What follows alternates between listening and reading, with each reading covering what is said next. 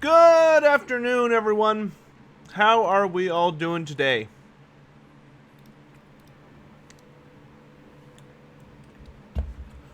All right, so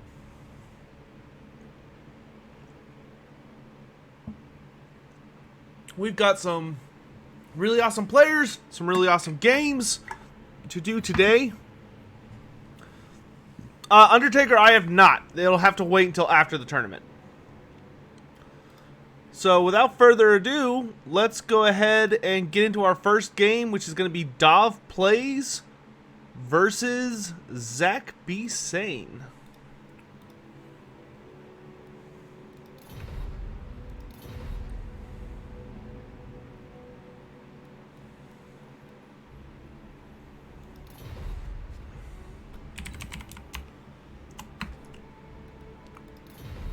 Hopefully the chat and everything's working nice. Restream is acting like super weird today. So hopefully we won't have any issues.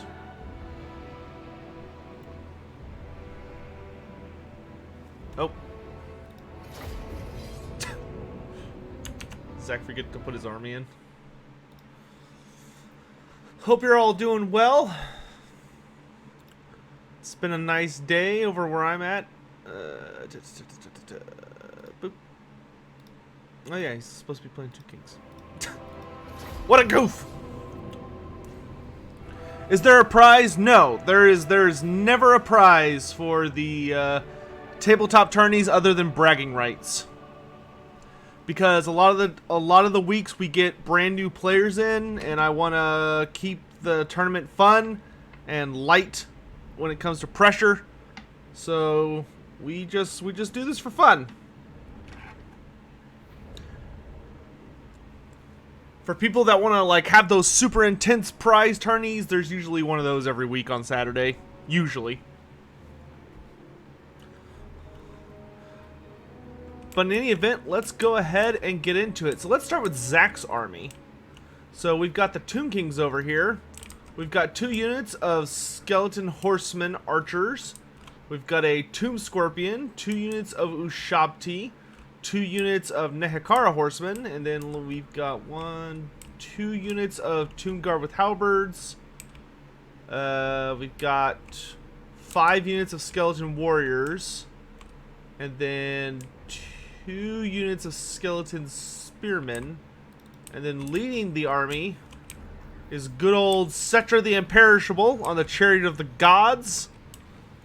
And for spells, we're running Nair's Incantation of Protection, Incantation of Desiccation, and Incantation of Cursed Blades. So pretty nice setup. He's got all of his abilities and items, so that's nice. So he doesn't have the Crown of Nehekara, I don't think. No, he just has his the Blessed Blade of Patra. Then over on Dov's side, we have 3 units of Pistoliers. We've got 1, 2, 3, 4 units of Spearmen, 3 units of Empire Swordsmen.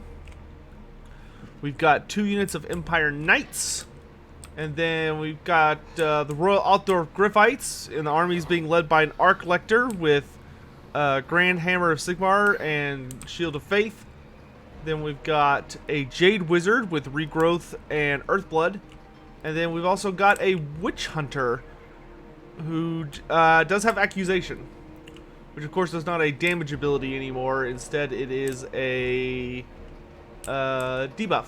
And then finally, we've got old Ironsides in the back here, a steam tank. The rickety wrecked. Alright, and the game is off. So already we see some nefarious Skeleton Horseman Archers getting some shots into the steam tank, and the Spearmen over here trying to do some early skirmish damage. Of course, these skeletons are going to get absolutely wrecked by that steam tank if it gets off a cannon shot. So far it's just kind of sitting there. I'm sure it's going to fire one of these days. We do see the Empire is starting to rearrange their line as the Pistoliers are running around and beginning to engage in counter skirmish fare.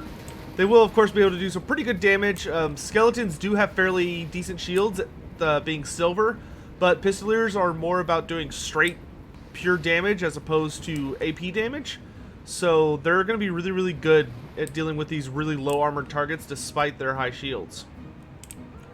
Meanwhile, it looks like the Steam Tank is turned its attention onto Cetra the Imperishable, and I think that was fairly a little whiff there. Cetra did get a little bit of a charge against these spearmen, but is falling back to the safety of his own lines at this point. We've got the Scorpion, of course, coming in. Over here, we do see the Pistoliers continuing to do a really nice job skirmishing against their Skeleton Horsemen, and all of these different infantry units. Really nice charge over here by the Empire Knights on both of these Swordsman units, doing a ton of damage against this low-tier infantry. Of course, this unit over here does get countercharged pretty effectively by Nehekara Horsemen, Ushabti, and just all these different spears. They start to pull back. A few of them are probably going to get dragged down, but they should be able to make it out without too much trouble. Meanwhile, in the center line, we do see that an accusation has been popped by the Witch Hunter on the Tomb Scorpion. So all the Pistoliers and the Steam Tank are firing in on it, and they're going to be able to do quite a bit of damage. Meanwhile, here we see the Empire Swordsmen are about to get the same treatment that the Skeleton Swordsmen did, but their counter charge comes in from the Demigryph Royal Altdorf Griffites. And we see all sorts of spells going down. Both of the Battle Prayers have been activated by the Warrior Priest, but they're being countered by Uksef's Incantation of Desiccation, so their melee attack has been completely debuffed. We do see that the archers have managed to break one of the Pistolier units. Cetra rides in here against the Arc Lector, has popped all of his buffs, including the Blessed Blade, and is doing what damage he can. Royal Altdorf Griffites are taking a bunch of damage as infantry are coming in to support. We've got infantry lines crashing into each other all over the place. The Tomb Scorpion is still taking quite a bit of damage, though it does manage to terrify off these swordsmen. So the Royal Altdorf Griffites and the Arc Lector are a little bit unsupported at this point as their infantry continues to collapse due to terror, because these are, of course, very, very low-tier infantry, and there's some Tomb Guard in here. The Royal Altdorf Griffites do break due to the superior lines over here, and things are looking pretty good for the Tomb Kings. They have managed to punch through the Empire line. They're now into the Pistoliers, trying to keep after the Royal Altdorf Griffites, who are likely going to rally.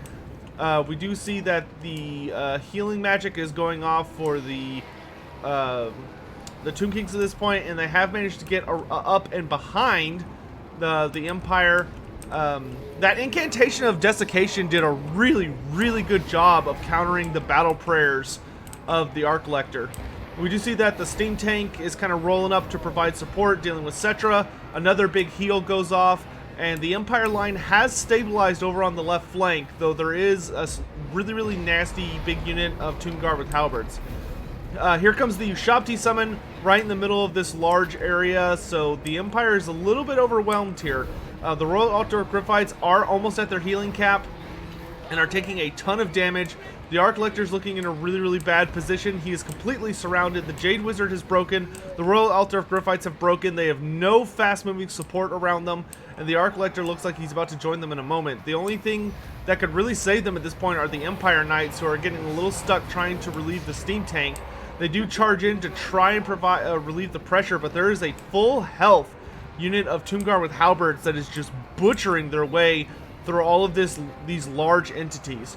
So the Royal Altdorf Griffites are pretty much shattered. They are off the field. Cetra is going after that Arc Lector. Gets some friendly fire from the cannon, and Dov is going to go ahead and hand off the match.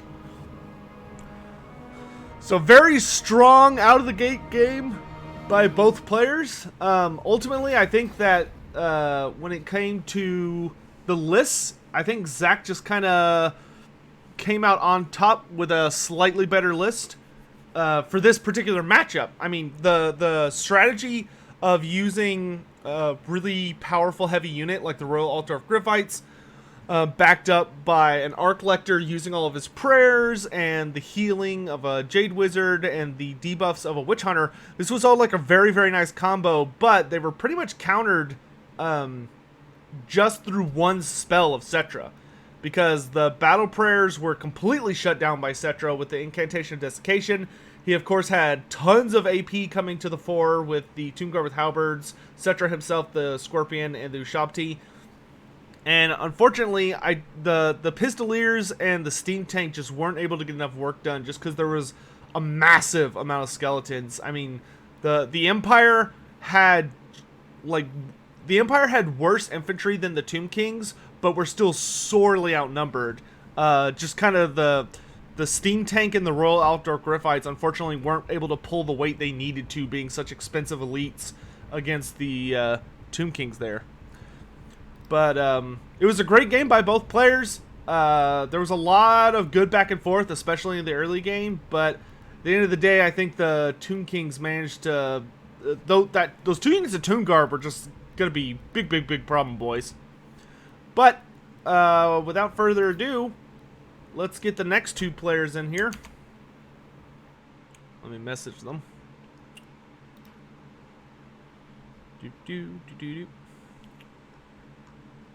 Oh, and let's update the thingamajigger. Roster.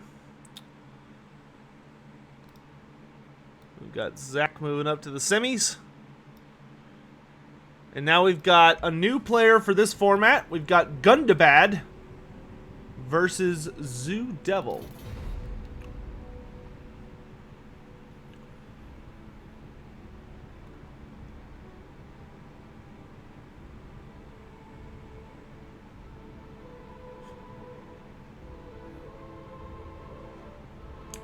Let me check on Gundabad. He may have a little bit of issue getting into the game.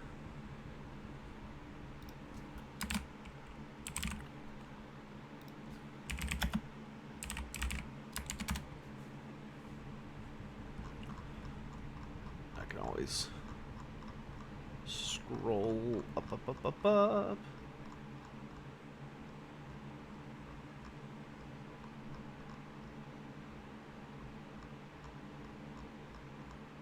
Where is it? There it is. You copy. Jump to present. Oh, he is already in.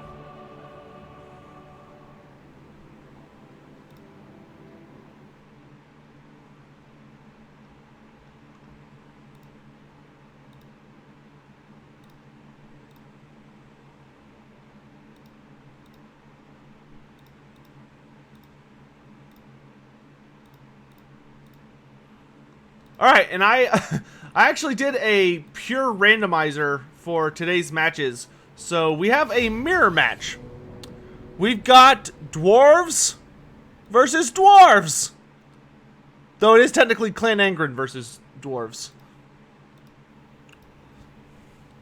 So let's head off to the desert and let's watch some dwarves just blast the shit out of each other. Hello, Hugh. Good to see you, man.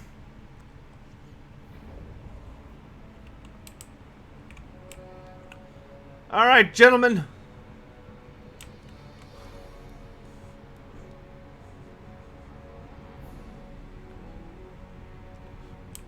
We've got 2 angry Dawi from 2 different holds, and they've had it. And it's time to settle this the old-fashioned way. So we'll start with Zoo Devil. His army is being led by a Rune Lord who just has the Master Rune of Wrath and Ruin. We've also got a Rune Smith with the Rune of Wrath and Ruin and the Hammer of Karakthraz? No. Yeah. Okay. Still got it. Then we've got a unit of Gyrocopters with Brimstone Gun. 2 units of Miners with Blasting Charges. We've got a front line of all Longbeards. Yep, all Longbeards. Then we've got a back line of 2 Longbeards with Great Weapons. The Dragonback Slayers, Ulthar's Raiders, regular Rangers, and a unit of Thunderers. So no War Machines, but they do have air support and a very wide front line of Longbeards. Meanwhile, over on Gundabad's side, we have... Oh, this makes me so happy to see this. There's a Rune Lord on an Anvil of Doom with, he's got the Rune of Hearth and Home, Master Rune of Wrath and Ruin, and Master Rune of Negation. Then he's got a Gyro Bomber 2 units of cannons, and his infantry line is much more tanky, but also much less numbers. He's got 2 units of iron breakers. No, scratch that. He's got 4 units. 5 units of iron breakers. One of which being Norgrimlings. Dear Lord, that's a lot of iron breakers. 2 units of miners with blasting charges, 1 unit of rangers with great weapons, and that's it. So, sweet mother of elite firepower.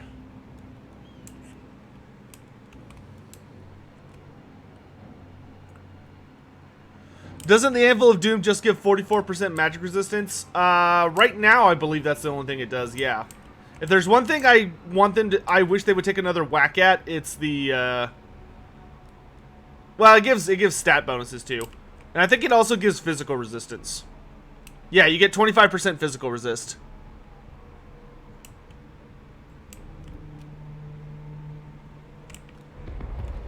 Well, keep in mind, everybody.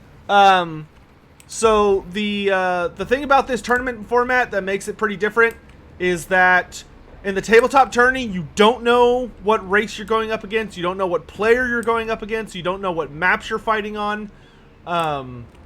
Like, you don't know any of that. So the Zoo Devil built for all comers. So did Gundabad. So that's why you'll be seeing like that rune of Hearth and Home, which gives immune to psychology, even though he's fighting dwarves. He didn't know he was fighting dwarves.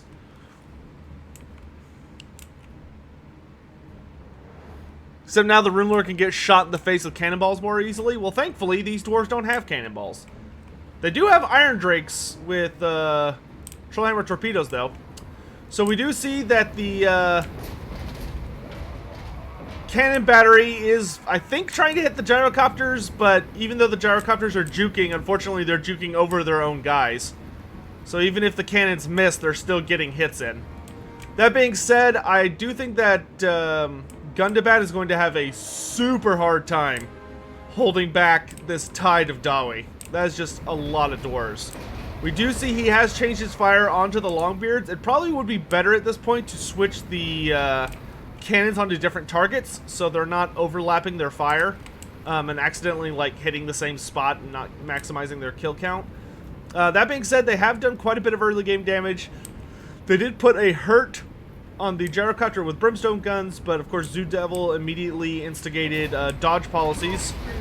And here we see a really nice overlap of Dawi that take a bunch of cannon fire to the face. So they've killed a good number of dwarves so far, but they do need to be careful. Meanwhile, there are some sneaky shenanigans as Ulthar's raiders and these rangers are trying to get around the back without being spotted. Dwarves, I don't think necessarily have the longest detection range. They might be able to pull off some sneaky shenanigans there. Here we do see, oh, they have been spotted now, so we'll have to see if Gundabad reacts to it. Meanwhile, one of the cannons has focused on the gyrocopters, probably hoping that Zoo Devil is not microwing, but unfortunately he still is. Though, ooh, he just takes a nice hit there. The Longbeards are continuing to get hammered, and the Ironbreakers are just kind of hanging out back in this forest. I guess they're hiding? I'm not sure what the point is in hiding at this point, because there's not really anything they're hiding from. Like, I guess maybe these Thunderers, but over here we do see that the Rangers and such have been spotted by the Iron Drakes, who are going to absolutely light up those Rangers and just let them have a terrible, terrible day. The Mark of Ulthar does go down on these guys to try and try and cut down their missile resistance. That way they're not as big of a threat. But God, those blasting packs do so much damage to these low armored targets. Like, oh man, Ulthar's Raiders are just getting slammed. Over here, we do see that the Longbeards are eating fire from the miners with blasting charges, which is, of course, delaying their charge, doing some fairly good skirmish damage. One of the gyrocopters has been sniped right out of the sky by the cannon. If they can get rid of this gyrocopter with brimstone gun, they can then dominate the air, which would be a really, really nice thing to have. Oh, another gyrocopter gets sniped by the gyro bomber. Really, really nice job there. Ulthar's Raiders have broken. Unfortunately, they seem to be running long ways down the field instead of back towards the deployment zone. So that's unfortunate. Here we do see that charges are going down all across the line. These Longbeards have been hit with Master Rune of Wrath and Ruin, slowing their speed so that the Ironbreakers probably get to enjoy throwing all the blasting charges in the universe. They're going to get off one last nice volley there. Rune of Master Rune of Negation going down by the Rune Lord to mitigate some damage as the Ironbreakers are just kind of chilling out. We do see that... What? Oh, okay. So those were miners with blasting charges. Okay. Back here, though, we do see that the cannons are eating some missile fire from Ulthar's Raiders, who did manage to slip away from the guys there. We've got blasting charges going into the cannon. It looks like the cannon crew is abandoning their war machines and getting the heck out of Dodge. That way their war machines are not accidentally destroyed. The gyro bomber has chased off the enemy gyrocopters. Cannon crews are running around trying to get away from the enemy in some of these nefarious spots. The Rune Lord on the Anvil of Doom is in the thick of it, just absolutely laying a beatdown on people with his runic hammer as the two Rune Lords get ready to face off. Overall, the front line is looking really, really good for Gundabad. He got off some like absolutely gorgeous attacks blasting charges this game.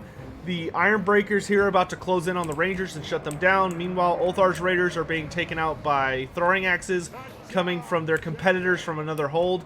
They have managed to get some more Longbeards and miners with blasting charges around the back of the army, likely trying to get them into these cannons. He needs to make absolutely sure he deals with this range contingent and gets them off the field.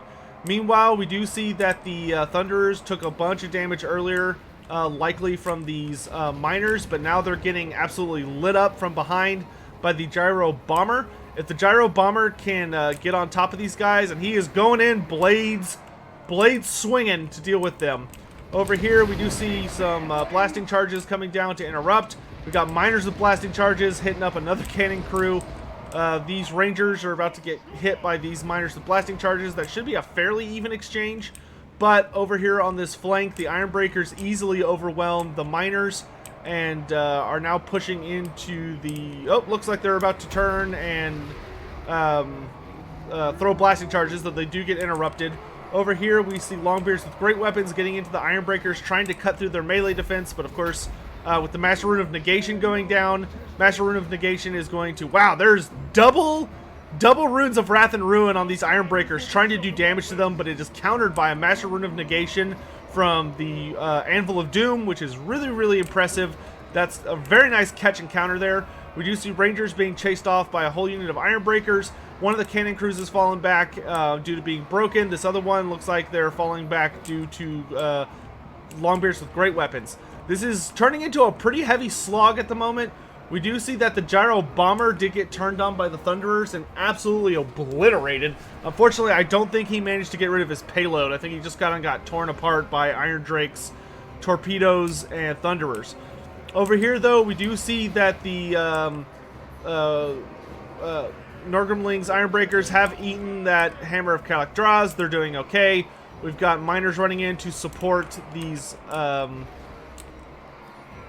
Iron Drakes, and it looks like overall the Ironbreakers are holding really, really solid. Like, the Ironbreakers are taking on so many forces, but they're just not taking that much damage. Like, even here, they got hit in the flank with great weapons and the other flank with Longbeards, and they are holding just fine. Meanwhile, one cannon has got back online and is starting to fire into Longbeards, but of course there are miners behind them who are likely going to jump on them in a half second. Over here, we do see that the Ironbreakers and the miners have managed to overwhelm these Longbeards and are now going to be free to run into the rear or flank of these Dragonback Slayers and Norgrimling Ironbreakers. And the Dragonback Slayers get absolutely eviscerated by all that explosion damage coming in from the Ironbreakers, who are just tearing them apart. And the Rune Lord on the Anvil of Doom, who of course has notably more health than his counterpart on foot, has taken a fair amount of damage, but he is still holding plenty strong. And now all the Ironbreakers are running in and surrounding this force of dwarves and are to be able to very effectively overwhelm them. Meanwhile, over here, we do see that the Rangers managed to outpace the Ironbreakers and are firing into them, but there's no way they're going to be able to do any meaningful damage with crossbows. Those Ironbreakers should probably give up on that fight and just head back to the center. But this is looking super rough for Zoo Devil. I actually thought that his list was better designed to win a dwarf versus dwarf format because he just had so many more dwarves and they were all longbeards. You know, they weren't warriors, they were good high-class troops. But all of these Ironbreakers, led by Gundabad, like, especially with the Rune of Master Negation being popped really, really efficiently on them, they've made such good use of their blasting charges, and their very, very high armor and insane melee defense has just made them functionally invincible. There is almost nothing that Zoo Devil's dwarves can do here. I mean, the only thing they can do is they've got Thunderers, but they don't have nearly enough ammo.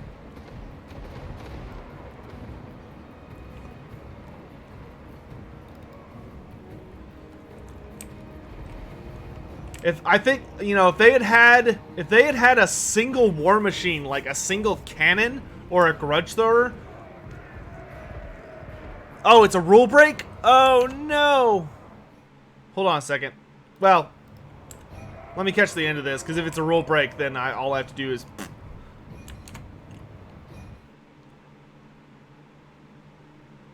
I thought it was by number of models.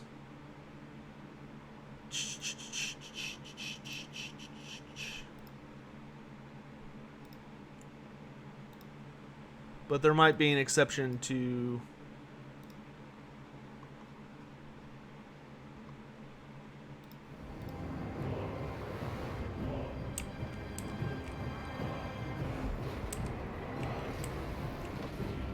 Right! The maximum spend rule.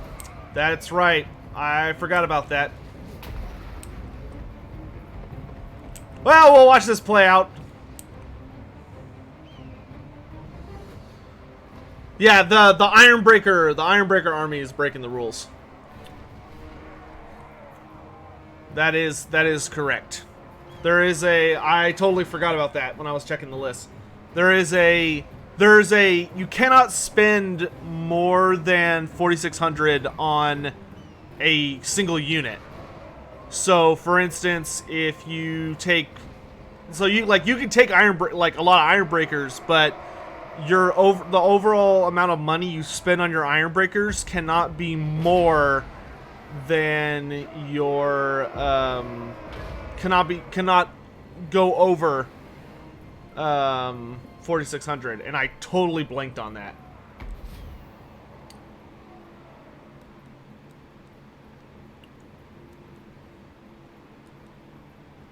Man, Zoo Devil played this game really, really well.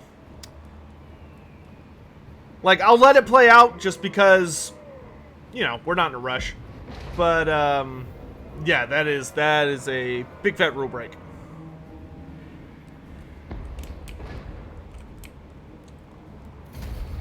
Thank you, Arrow, for pointing that out. Alright, so, unfortunately, we had an illegal army in. We were running things kind of last minute today. Yeah, because that's way over 4,600. So, excuse me for just a sec while we resolve this matter.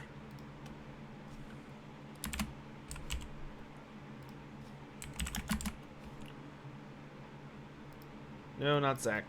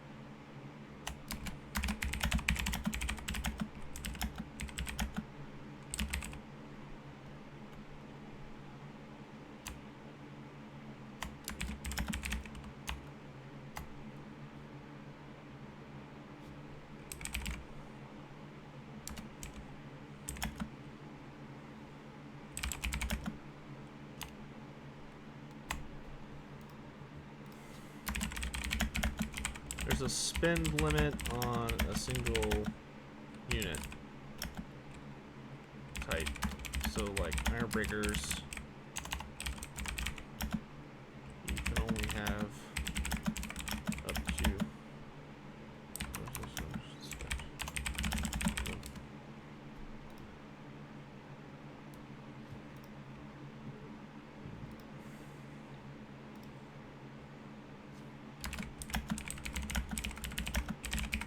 rematch. We're in no hurry today.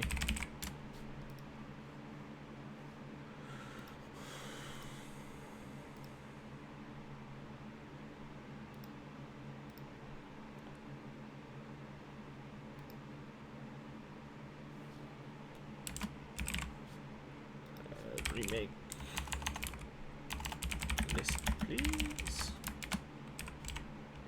Do you want to fight again, or you got other stuff to do?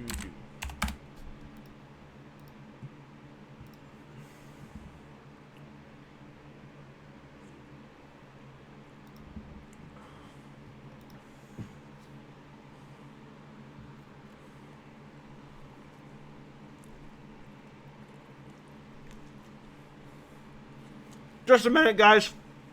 We're probably going to have a rematch. We'll see what Zoo Devil wants to do.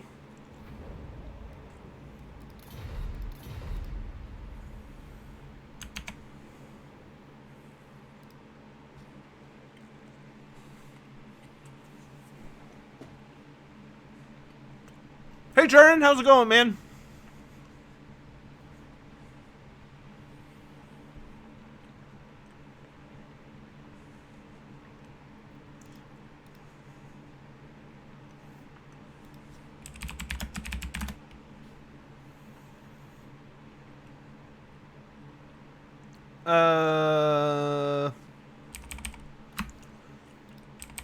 Is it alright to chip in?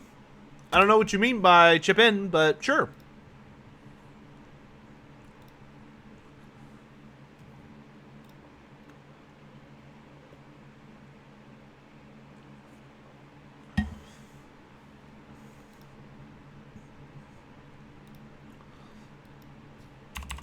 It is Turin's birthday today. Am I eating? Yeah, I was eating something for a minute.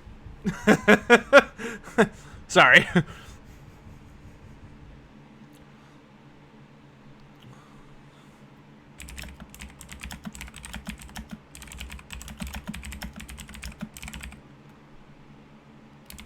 Alright, so Zoo... Okay, Zoo is taking the loss. He doesn't want a rematch.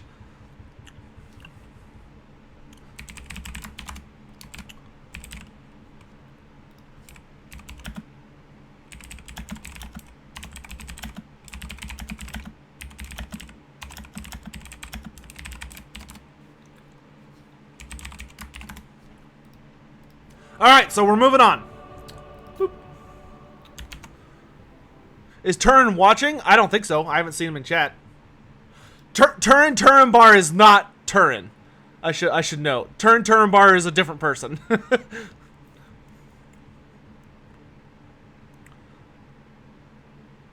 Hello, VM von Karstein. Alright, so Zoo Devil is ducking out. Gracefully and respectfully. So Gundabad will move on. His list will need to be edited so that it's tournament legal before the semis. But we are on to the third match for today. So we're going to do Aerocrastic versus Zero. Turns out he was going to do a stream today. Yes, he did. I don't think he's... He's probably awake by now, but he probably won't stream until this one's over. I would not be surprised if he's watching, or he might not be awake yet.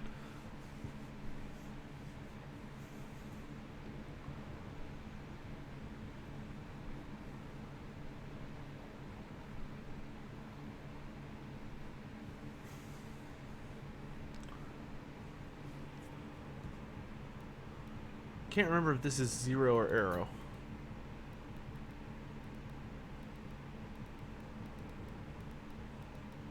I need to gut my friends list, y'all. There's way too many people on here.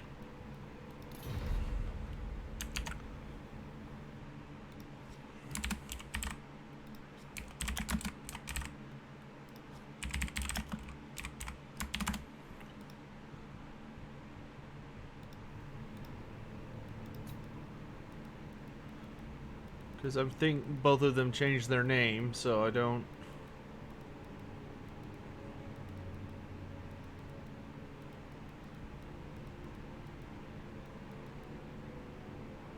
Fucking Zardar.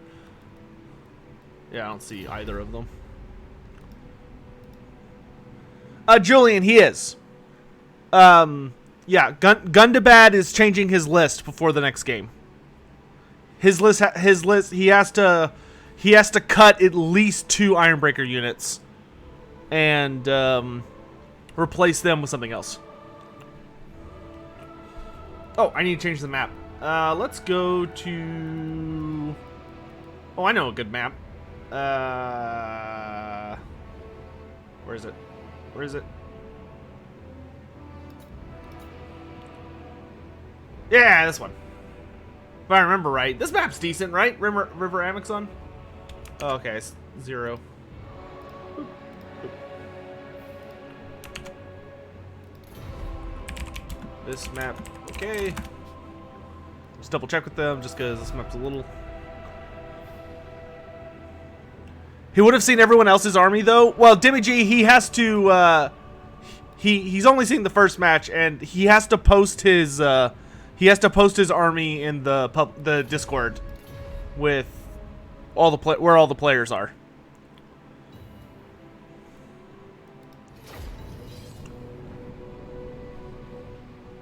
Yeah, Gundabad has to post his list in the public Discord where all the players are, and he has to, he can't, like, make a brand new list. He's only allowed to, like, minorly edit it.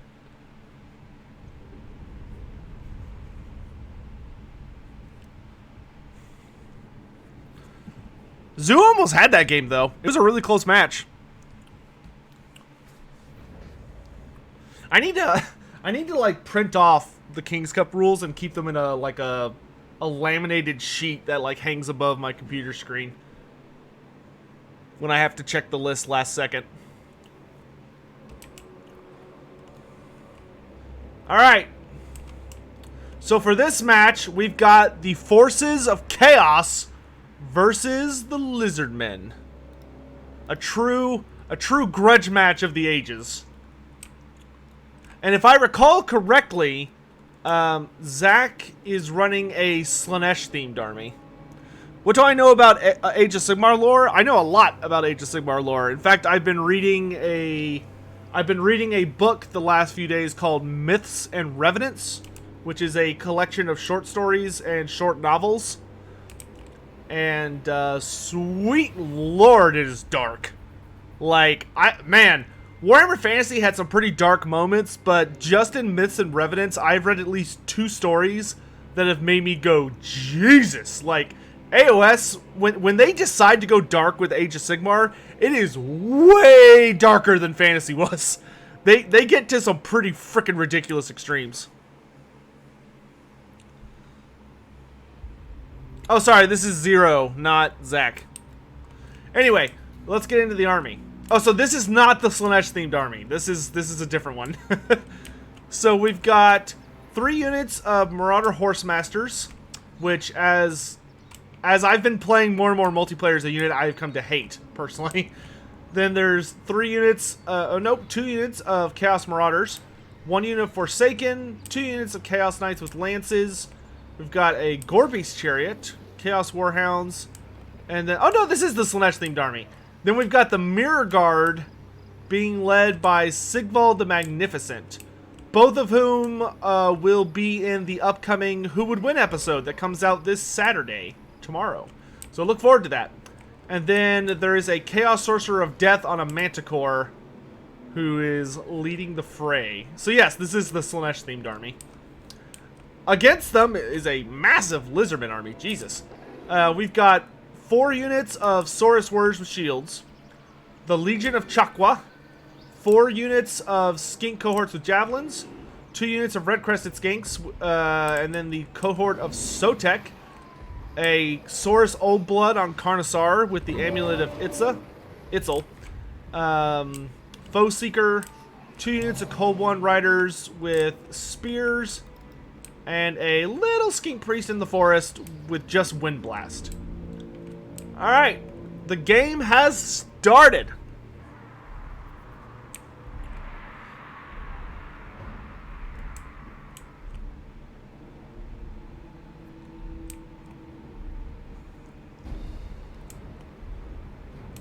What about 40K? I don't read 40K.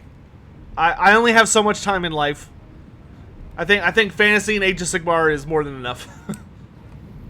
Alright, so the Lizardmen are moving in hot and heavy. We see, looks like the Gorby's Chariot are going to just slam right into the Saurus Warriors. Plow on through. And then they're just gonna keep plowing. The Carnosaur is trying really, really hard to catch them, but of course, oh well, the poison might slow them enough. They've got javelins coming in from this side, poison coming in from the other side, but the Carnosaur is also poisoned, so he's just not fast enough to catch the Gorby's Chariot. I'm sure that's a little frustrating. Meanwhile, over in the forest, we do see another unit of Horse Masters, and the Chaos Knights are coming in hot and heavy on this flank, but it looks like they decided to fall back a little bit. Over here, we see the Gorby's Chariot come in for another ugly charge into these Saurus Warriors. Marauder Horse Masters are getting javelins into the backs of these Saurus, getting around their shields, and actually doing pretty considerable damage, but Gorby's Chariots are not going to be able to outrun those Cold One Spear Riders. They are going to hunt them down. Meanwhile, we see Skinks exchanging fire with the Marauder Horse Masters. Skinks can actually overwhelm these guys pretty easily, so long as they don't get charged. Meanwhile, over here, we do see the Chaos Knights with Lances charging out to get into combat, but it looks like they're going to be intercepted from the forest by a Red-Crested Skink and Saurus Warrior combo, which the Red-Crested Skinks do have poison attacks, so that's going to slow these guys down, and all that AP is going to hurt them pretty badly. They are getting support from various units, and here we see a very, very nice surround from the Warriors of Chaos as Forsaken, the Mirror Guard, and Sigvald come slamming into the Legion of Chakwa, and the Knights decide they're going to go ahead and peace out, which is totally understandable, because that's a very, very dangerous unit for them. Back here, we do see that the Gorby's Chariot is defeated by the Cold One Spear Riders, and Marauder Horse Masters have been cut down by concentrated Skink Fire, some Saurus, and the Old Blood. And the war has begun in earnest. We've got Horse Masters coming around the side, an upgraded Wind Blast, or no, regular Wind Blast going down on Chaos Marauders, doing really nice damage, knocking them all down, disrupting their formation. These Knights with Lances do get into the Skinks, don't do the most damage before they do get countercharged effectively, but over here the Legion of Chakwa is getting ripped limb from limb as they get rear charged by Chaos Knights, and they're going to break any moment. And the Mirror Guard, of course, do have very, very stellar stats. They're actually a Chaos Warrior Regiment of Renown, not a Chosen Regiment of Renown like a lot of people think they are. But we do see them surging into the Saurus Warriors. The Old Blood has been Spirit Leeched, and Prince Sigvald is getting slapped around a little bit, but of course he actually is pretty good against monstrous foes, because they'll just sort of knock him over and he just regenerates. So it's not like the biggest deal for him. We do see Chaos Lances charging into support alongside the Forsaken. Sigvald, if he can get back to his feet, will be able to start doing damage, but of course he seems to be having a rather hard time of it. Looks like an Overcast Wind Blast going down, doesn't get the most targets, does some okay damage. The Mirror Guard, though, are taking a beatdown from the Red-Crested Skink Saurus Warrior combo, but the Red-Crested Skinks do finally break, which gives them a breather. Meanwhile, in the center of the field, the Lizardmen are starting to overwhelm things. We do see a... what is that? Oh, an upgraded Doom and Darkness, which is going to be nuking the leadership of all the units in this area of effect. And there is, of course, a nice Terror Causer with the Chaos Sorcerer of Death, though he is being attacked by the Saurus Old Blood. The Mirror Guard, though, spread thin as they are, do get overwhelmed by just the sheer number of Saurus. Sigvald is fighting hard in the center. We see Chaos Knights getting run down by Red-Crested Skink Saurus Warrior combo. Cohort of Sotek is, of course, unbreakable, so they'll fight to the death. Over here, oh, that Chaos Sorcerer just gets put in a dumpster by the Saurus Old Blood. He literally just rips that guy a new one and just hurls his corpse bodily to the ground. Meanwhile, we see another really nice Wind Blast going down. killing off various troops. The Mirror Guard have broken, and the things are not looking great for the Warriors of Chaos. There's still a Source of Blood with about 40% of his health left. There's only one unit of Chaos Knights left. Most of the infantry has been broken at this point.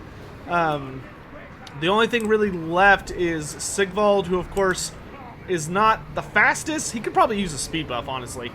But yeah, Sigvald's just unfortunately not the best character right now. He does have like a nice stat line and stuff, but he just kind of suffers from the fact that he's a foot character without any like crazy unique powers. And with that, the Chaos Army is going to shatter due to army losses. So good game to both players, but man, the combination of the Red Crested Skinks stacked on top of Saurus Warriors just beat the snot out of any of the Chaos Warriors they went up against. Not to mention the Saurus Old Blood. He literally killed that Sorcerer of Death in about 5 hits.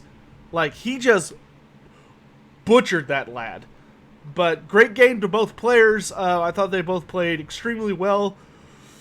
Chaos actually had a really nice early game with the Horse Masters and the Gorby's Chariot, but their infantry unfortunately wasn't able to cash the rest of that check. Alright, so let's go ahead and update the roster. If I can find OBS, there we go.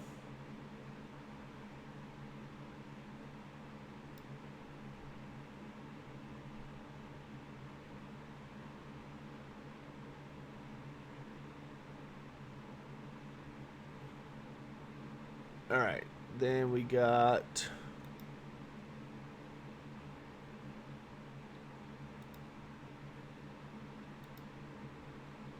Wait, who won that? Was that Aerocrastic or Zero that won? It was Zero, right? Pretty sure it was Zero. Wait, I can check this. Hold on.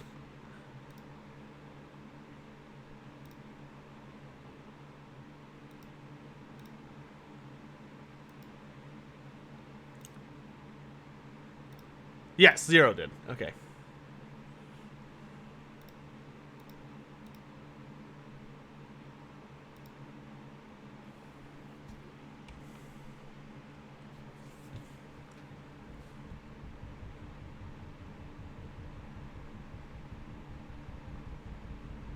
All right, and then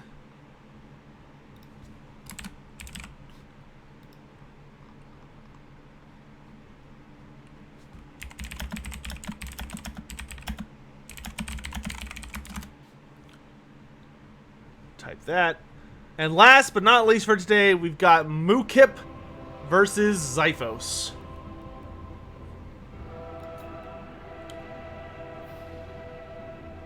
Did we already find the Pillar of Bone today? Pretty sure we did. Let's go here.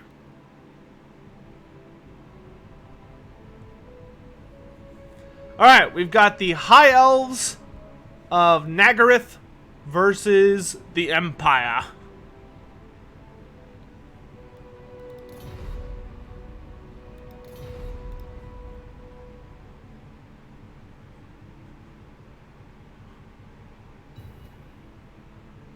So let's get into it. Maybe.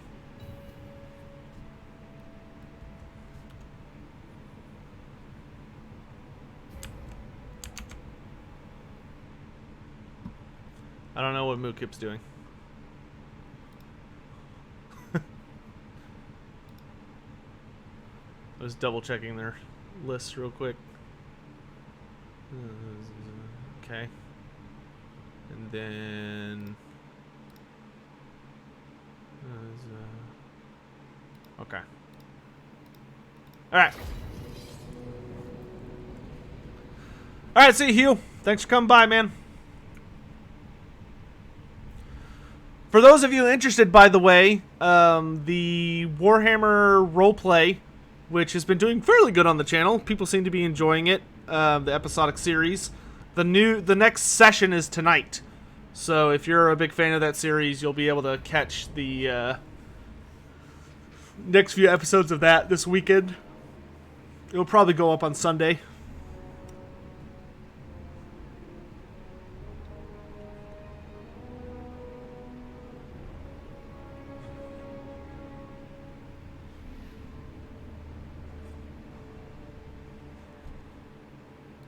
Screen blocker, thank you. Boop.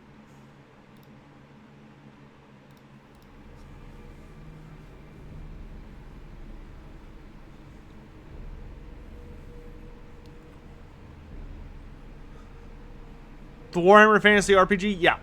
Uh-huh. If you don't know what I'm talking about, then check out my playlists after this game. Or after this tournament. There's a playlist on there where you can watch the campaign I'm running right now. I already took down the screen blocker.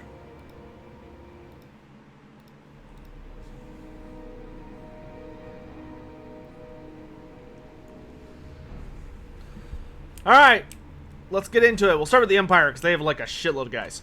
So we've got 4 units of Pistoliers, 4 units of Free Company Militia, with Sterling's Revenge being one of them. We've also got 4 units of Handgunners, one of which being the Silver Bullets.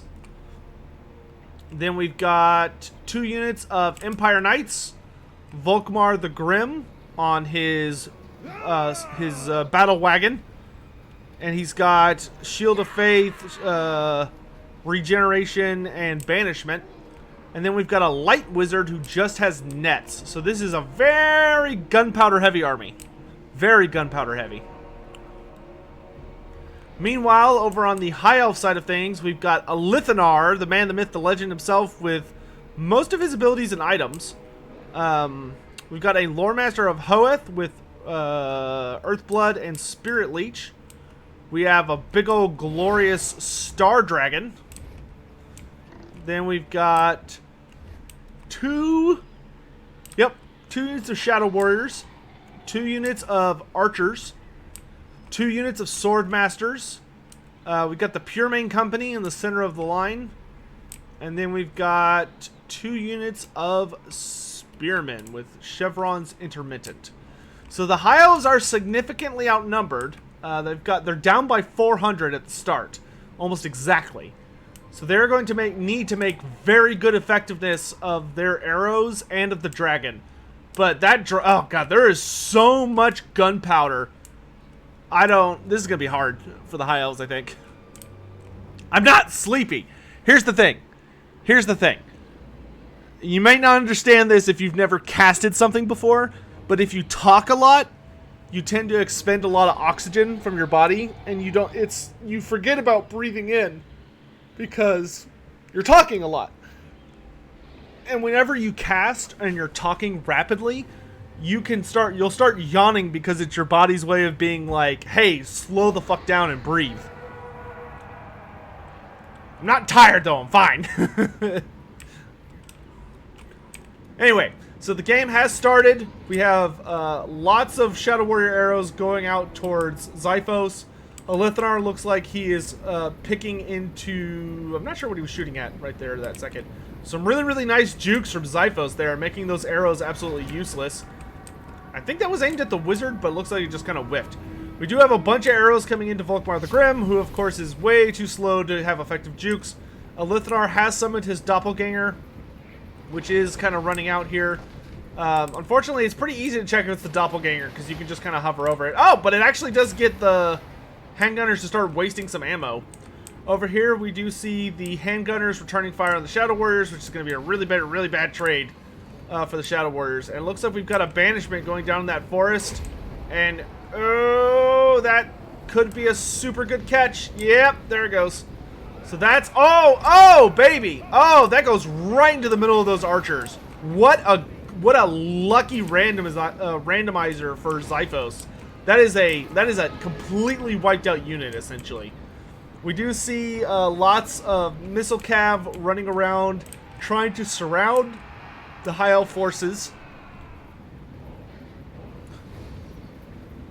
Meanwhile, we've got... oh, the dragon does get caught, and all these handgunners are in range. That dragon is about to take stupid amounts of damage.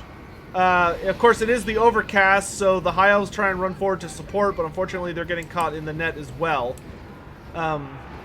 Lithanar back here does run forward to try and provide what support he can. Volkmar has actually taken a fair amount of damage, and the dragon took damage, but he's kind of okay. Here he comes with the dragon breath. It's going to go right down to the Sterling's Revenge, and they're basically dead. The dragon is almost to half health, though. We do see the elite infantry of the High Elves running out now, and the High Elves are fast enough that they can catch and kill a lot of these units. And the handgunners have a really, really nice volley system going. A upgraded Earthsblood is down on the dragon, but he's almost certainly going to break here in a moment. He does land on top of Volkmar, and it looks like he tries to get some damage in. Oh, he gets a really nice hit there, but then he immediately breaks, and he's probably going to die before he gets out of range. So that dragon shatters, actually, but yeah, there he goes. So falls the beast. So the dragon's dead, and unfortunately didn't get a ton of great use. And there's just so many guns. There's so many guns. Swordmasters are getting absolutely eviscerated. Archers are getting charged by Volkmar the Grim. The cavalry, the Empire Knights are just casually riding around looking for entrances. Oh my god, these handgunners are just ridiculous. We do see the Shadow Warriors returning some decent return fire. They do manage to wipe out Sterling's Revenge, but like there needs to just be way more Shadow Warriors for them to be able to effectively counter this. Really, really nice cast of the Moonbow by Lithnar, but unfortunately his Shadow Warriors do get flank charged by all these Pistoliers. I think the Shadow Warriors could actually win this fight if they stay engaged, but the Pistoliers are definitely going to run for it. And we see the other banishment going down, and it looks like it's not going to have the best trajectory for the Empire. Looks like it's kind of definitely just kind of go into the Pistoliers and do quite a bit of friendly fire damage. And we see Lithnar doing what he can to try and finish Volkmar off, but of course Volkmar is unbreakable, so he will fight until his death. And the High Elves are very, very stretched thin. They're just so many guns.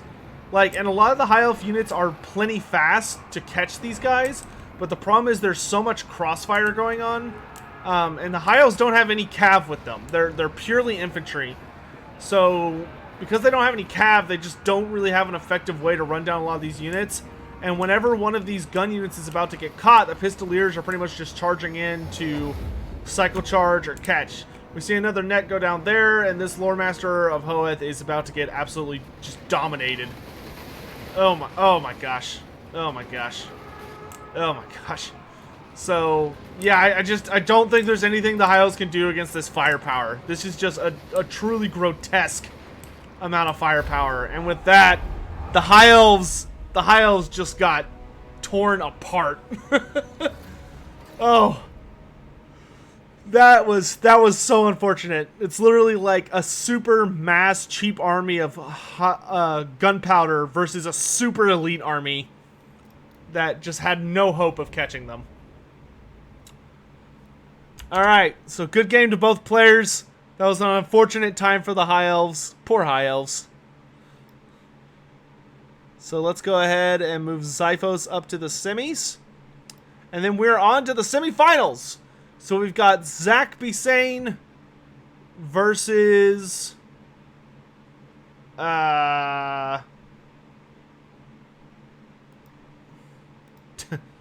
we've got Zach Bisane versus Gundabad.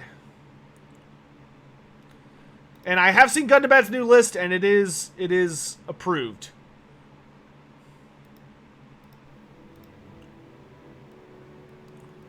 So we'll get those two in here. And then we are off to the Northern Chaos Wastes, I think. Wait, is this the right map?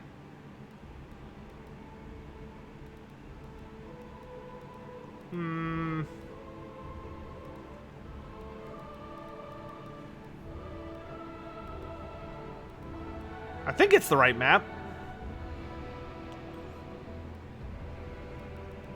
So for this one, we've got the large army with a splash of elite of the Tomb Kings versus the dwarves who are packing a lot of packs. Sorry, I talk out loud to myself, so I was not asking y'all if it's the right map. I was asking myself if it's the right map.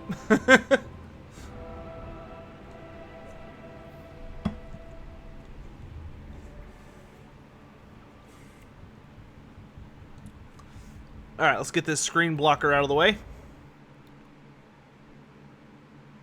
Boop.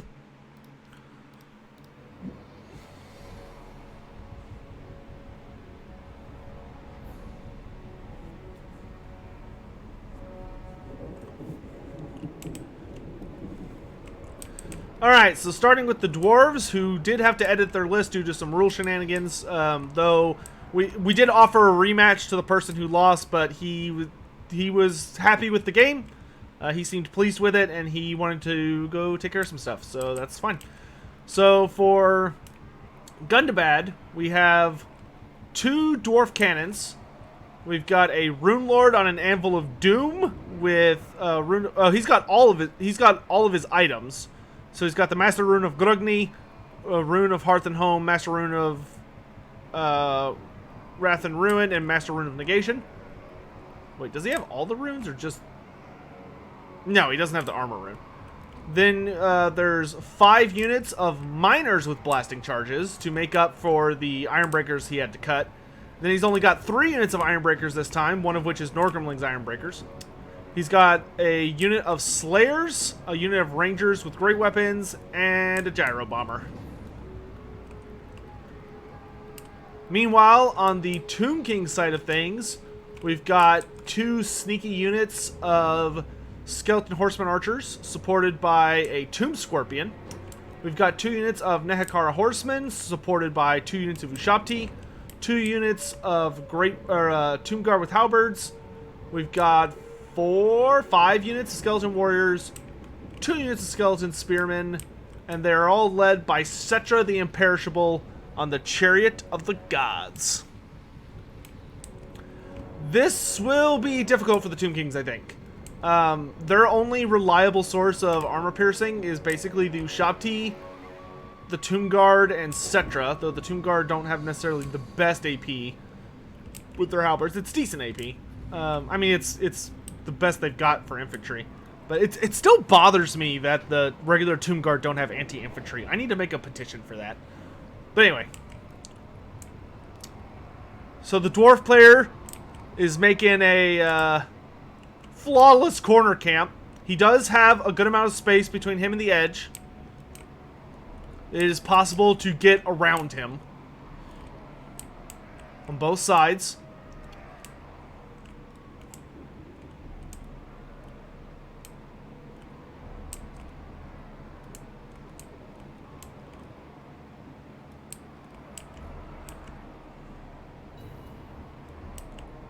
This dude really likes his old school dwarf play.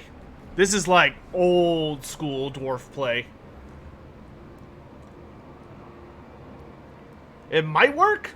I don't know. There's a lot of Tomb Kings.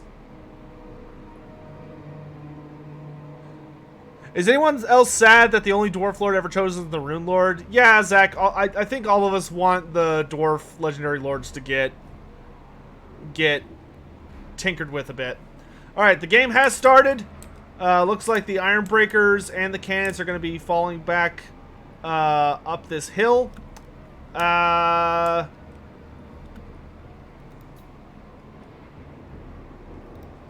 come out just a bit.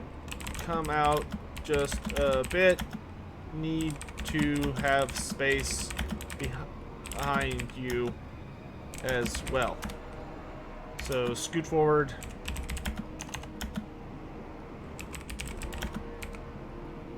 A fair bit. To like where you were at deployment. Alright, nah, he's got it. Alright, so the Dawi are gonna scoot up a bit, that's fine. They just need to have space to get around them. As long as there's ample space to get around the Dawi, I don't mind. Alright, so the Tomb Kings are starting to head over. The Gyro Bomber has scooted its way over and is pew-pewing, etc., doing a whopping not a lot. It will do some damage, but not really. Settra seems mildly inconvenienced. I've heard the Gyro Bomber can actually do pretty okay damage against specific types of targets, But it has to be, like, really specific targets.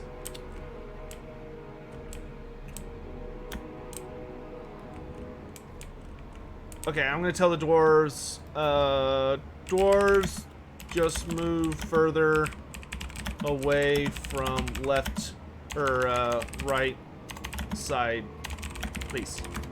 Needs to be ample space between you and impossible terrain.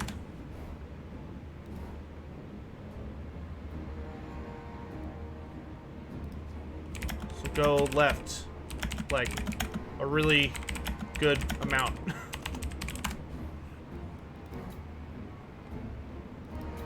More. Go left!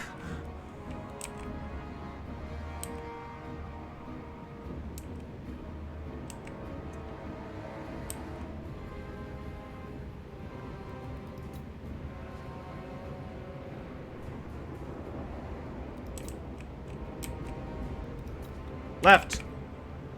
Your left. Not forward, left. Then good.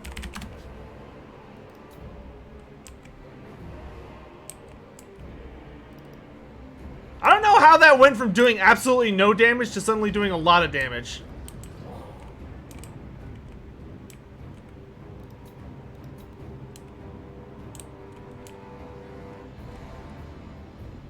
Alright. TK are moving in. Massive round of applause to Zach for just being an absolute gentleman and waiting. Like, he could have... nobody would have faulted him with the dwarf shooting him the entire time for the... I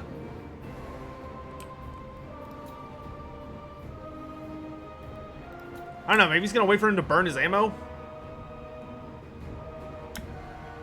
Alright, this I'm okay with. But, oh my god, that thing's doing a... Oh, okay, he's dropping bombs. I was like, what the hell? Alright, so the gyro bomber's almost completely spent. And Zach's army is just kind of juking for the moment. I mean, the dwarves have pretty limited ammo. Oh, you know what he might be doing? Zach might be trying to get the dwarf to spend all of his ammo. Because if he can get the dwarf to spend all of his ammo, then he can force the dwarf player to come closer to him. He does need to attack with something. Like all these really nice skeleton horseman archers. Okay, now he's going. I have no problem giving Zach, like, some pretty serious leeway when it comes to attacking, because the dwarves were shenanigans. But round of applause to Zach for being an absolute gentleman and not just advancing his entire army on the dwarves when they were repositioning, because I would not have faulted him for that. That would have been totally fair play. He didn't, though, because he's a gentleman. So over here, the dwarves don't really have any, like, super long-range answers to these archers, so they can actually take a pretty good amount of damage. I think the archers are going into the slayers? No, they're going... Maybe? I don't know, it's hard to tell. We do see that the cannons, though, have turned against them. They do need to watch out for the blasting charges, because they will... Oh, okay, they're firing into the cannons. They will take pretty significant damage from those blasting charges. Oof. Oof.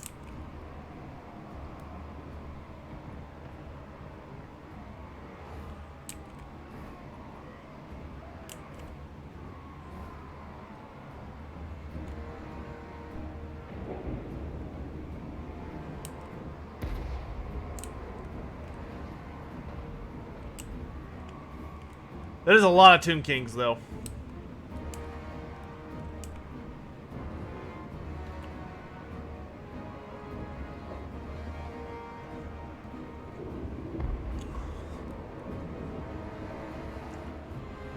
We've got cannons going into Cetra. They only have 2 units of cannons, though.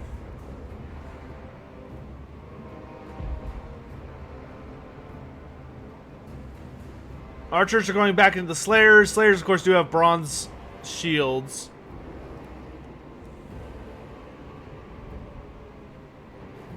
You know what?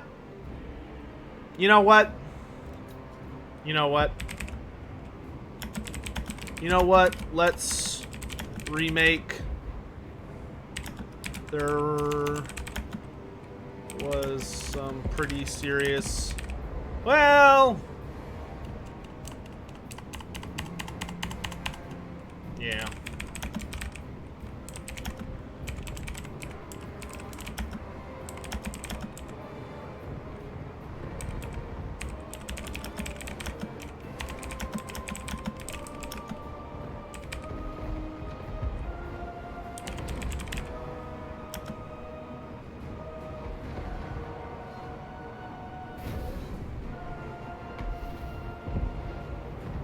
I'm tempted to see if Zach wins this, but I feel like I should just save everybody time and go ahead and force them to remake.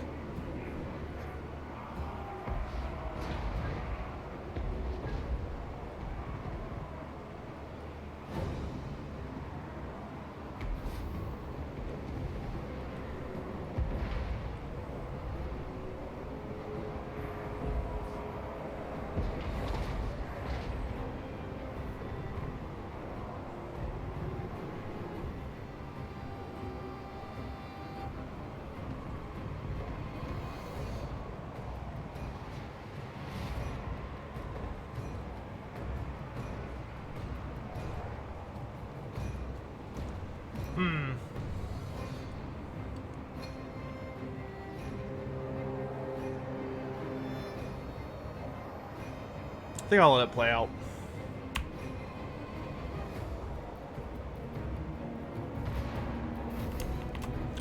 Alright, so the Tomb Kings have gotten a full surround on the dwarves. The gyrocopter is completely out of ammunition, and he's likely about to be out of bombs. Cetra has gone down, but the Tomb Kings have managed to get into the absolute middle of the army, and they're doing a really, really effective job of just slowly but surely eviscerating the dwarves. We do see the archers running in to cut these iron breakers in and take them offline. The balance of power is solidly in the dwarves' favor, due entirely to the death of Cetra, but the Tomb Kings are still well into this. I don't think they've hit their third healing thing yet, because I haven't seen the third healing cap. There it is. So I believe that's the third one, so they should be able to summon a unit of Ushapti now. And yep, there it is. There's going to be the Ushapti summon. There isn't a character up at the moment, so there is a good possibility that the Tomb Kings are in danger of the balance of power turning against them. We do see that the Iron Breakers down here have managed to disengage at least enough that they can start throwing bombs, so they are doing their best to dislodge the Rune Lord from combat. The Tomb Scorpion, though, is doing a really nice job of just terror breaking all these different units, getting them to break off and go pursue different things. We have some dwarf units managing to rally along the sides, but for the Tomb Kings, it is a bit of a ticking time bomb because they only get this Summoned Ushapti unit for about... they're almost halfway down, and if that Summoned Ushapti unit dies, they could be in a really bad spot. That being said, the Scorpion has dived in on the Rune Lord, who does have his aura active, which is going to make him pretty resistant to damage right now. And really, it's pretty much just down to the Tomb Guard and the Scorpions versus the Rune Lord and all of the Iron Breakers. The Iron Breakers are trying to get unengaged so that they can get back to throwing bombs. And man, they're being really nefarious about throwing bombs, even when they're like engaged. But we do see most of the dwarf army is starting to kind of run for the hills, though a significant amount of their core is holding strong, and the balance of power is just swinging very, very, very heavily into the favor of the Tomb Kings, I think just because Cetra's gone. And with Cetra gone, there's no wizard on the field, so you can't tap into your Winds of Magic, and the balance of power does kind of tend to take that into account. And the Iron Breakers are, of course, continuing to be an absolute nuisance, getting really, really nice bombs into these super condensed packs of Tomb Kings. And the Rune Lord, because he's up on that anvil, he has a lot of health, and unfortunately the crumbling does kick in for the Tomb Kings there. Yeah, Ironbreakers are not immune to Psych, no. Oh, but they are immune to Psych because of the Rune Lord, though. The Rune Lord has the Master Rune of Hearth and Home, so they couldn't do Terror around the Ironbreakers. I think that's actually what. That was actually a pretty nasty component of that. Was that the fear and terror was absolutely useless against the dwarf army, which typically works really well in favor of the Tomb Kings when they get a big surround like that. You get fear, which lowers their leadership even further, and then terror, which compounds it, causes it to panic and run. Yeah, I'm gonna talk to Zach real quick.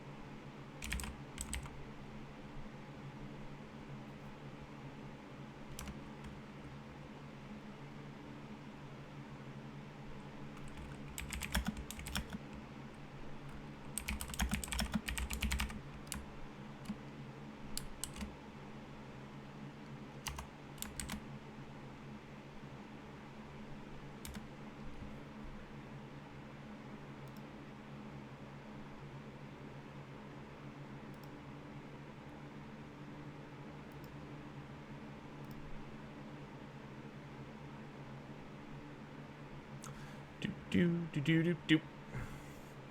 Man, my Coke's going stale.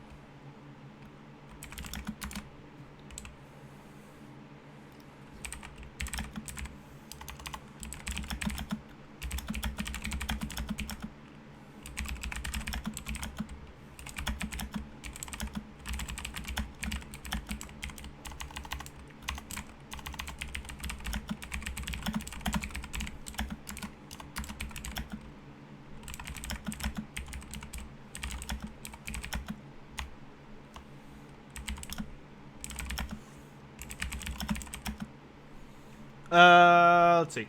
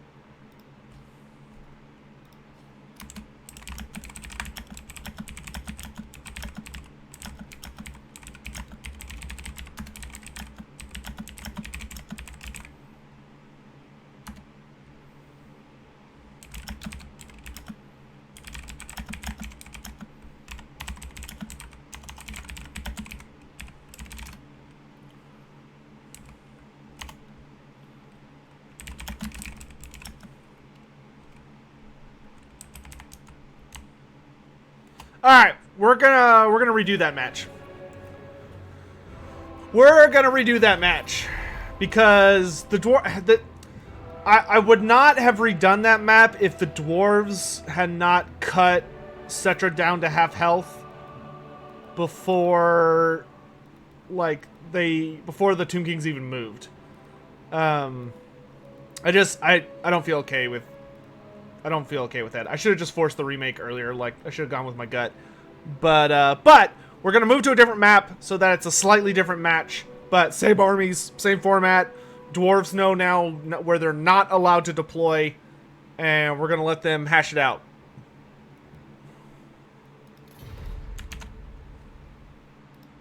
All right, lads, let's do it.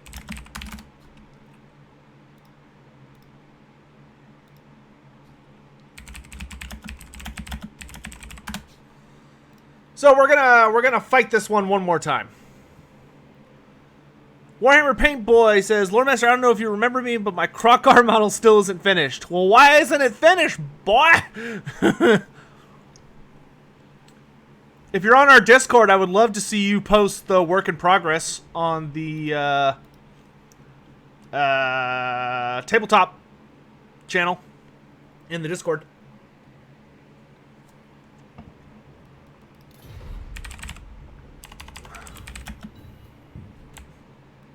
Alright, so we're going over to Storm Demon to do a remake.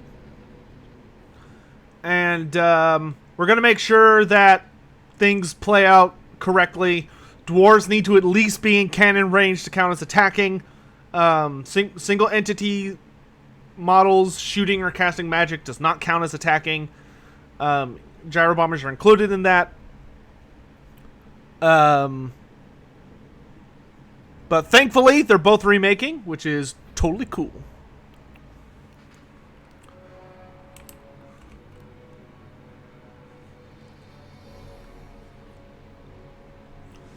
Alright! Let's do it again! Alright, so there's... yeah, so this will work a little better.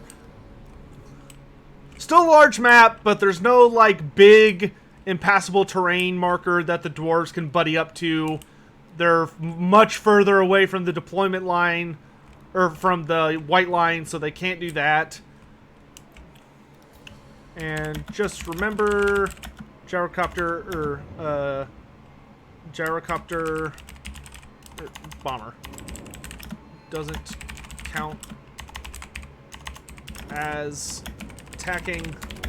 Cannons must at least be in range to count as attacking, so you may have to move forward at the start.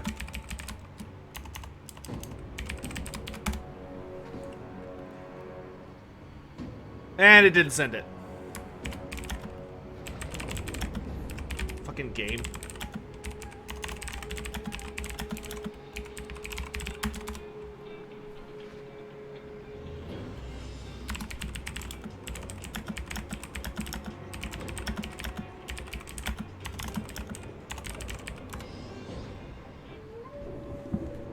Alright.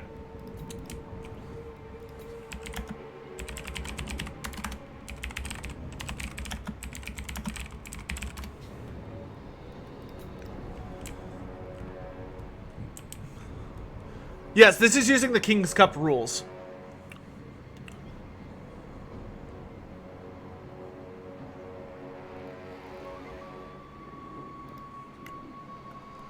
I'm willing to give people kind of the benefit of the doubt on tourney rules this week, because we were going to do the tourney an hour later than usual because we didn't have enough players to do it at the normal time. And then kind of at the last second we got enough players, so it was kind of like, oh, okay, well let's do it at 1:30 then like normal. So a lot of people kind of got their lists in super last second and may not have had a chance to really like look at the rules.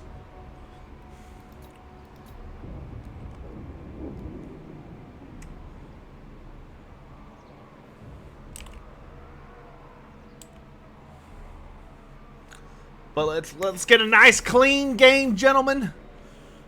That way everybody can feel good about how it ends out. I still think the Tomb Kings are going to have a super hard time with this, just because 3 Iron Breakers is just a lot to go through when you don't have any serious armor piercing. Like, if there were Ushabti with great bows or a Bone Giant, I would feel better for the Tomb Kings.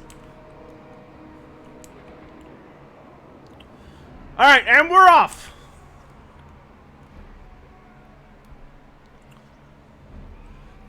Like I said, we're not in a rush today. Okay, the cannons are in range.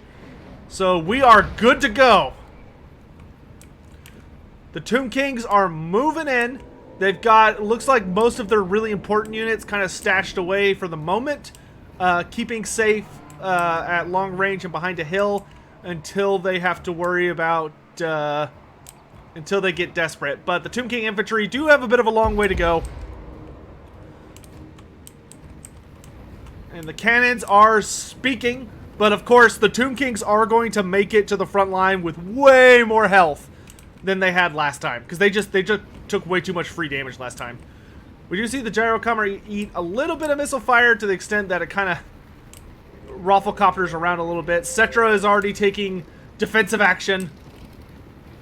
The archers are going to be able to do quite a bit of damage to this thing. The Gyro Bomber does need to be very, very careful. It does go in on the Tomb Scorpion. Looks like it's trying to get in some free damage, but it is, of course, going to take quite a bit of bow fire if it's not careful. They are attempting to counter-juke each other, but I think the Gyro Bomber might want to just go ahead and fall back. That being said, Gyro Bomber has lost a fair amount of health. Tomb Kings look like they've kind of stopped for the moment, which is probably not great. They probably want to keep moving as quick as they can. Looks like they might be getting some troops into positions on various flanks while Cetra is just doing the jukes. The Tomb Kings do count as attacking right now because they're firing their bows, but you know, the longer they sit here, the more it benefits the dwarves, because the dwarves could just keep firing their cannons with impunity. He needs to pull that Gyro Bomber back, because he's allowing him to count as attacking so long as he stays in range. Like, he should really just get this thing to hell back. That way the Tomb Kings have to come to him.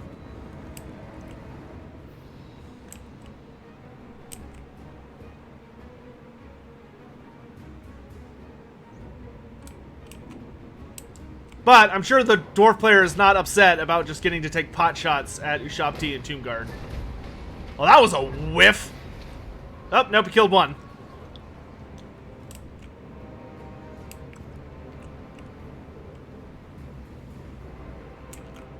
Not sure what the Tomb King's strategy is here. Like, one, I would figure that he'd want to, like, charge forward as quickly as possible. Oh, it looks like he's going for a bomb drop. Maybe? No? Maybe just jukes? Jukes? I mean, he's getting the skeleton horseman archers to expend their ammunition as well. I mean, this is overall, I'd say, a net positive for the dwarves.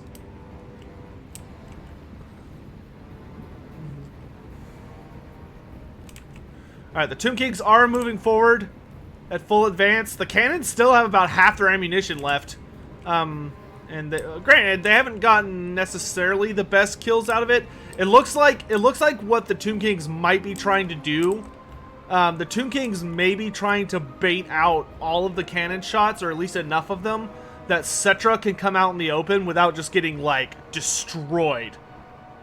That being said, the Gyrocopter has also gotten the Skeleton Horsemen to waste a lot of their ammunition as well.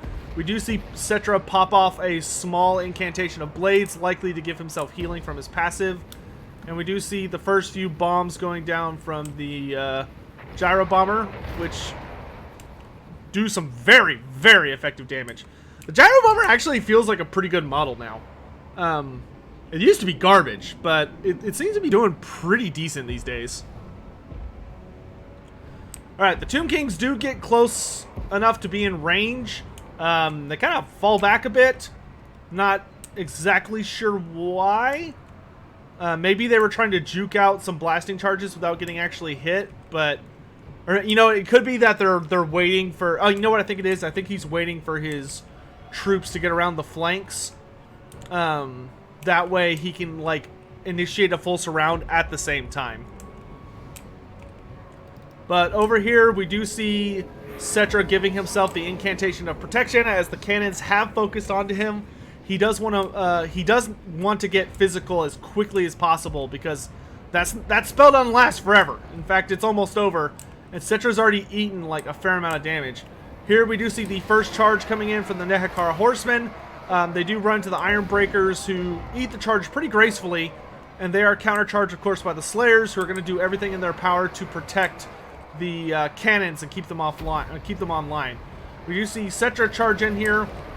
Master Rune of Wrath and Ruin does go down on Cetra the Imperishable, but he gets a beautiful charge into these Rangers, doing a ton of damage. And then he's probably going to piece the hell out before these Slayers can catch him. The Gyrocopter does dive down to try and hold him in place, and now the battle has begun in earnest. We do see Tomb Kings engaging the Dwarves all over the place. Miners are locked into battle on both flanks. Ushabti are easily cutting through the Miners, though they will have a more difficult time with the Slayers and the Iron Breakers. And the Ushabti will take a fair amount of damage. Cetra, despite the fact that he came in a really, really opportune state, he is already down below half health. Like, he is just taking a beating from the Rangers with great weapons and, of course, the cannon barrages. So the Dwarf player, despite the fact that the Tomb Kings did get to take as long as they wanted, the Dwarf player is making very, very efficient use of his army. That being said, the balance of power is very even, and the Tomb Kings do finally get the opening they were looking for and manage to charge into the Dwarf cannon here, taking it offline. Cetra does rally his troops around. He is being pursued quite aggressively by the Rune Lord, who is having none of his crap. And so, you know, I just realized Cetra does do magic damage. So Cetra's damage is actually being mitigated by like a healthy, like 40%, if not more, thanks to the Anvil of Doom's innate passive.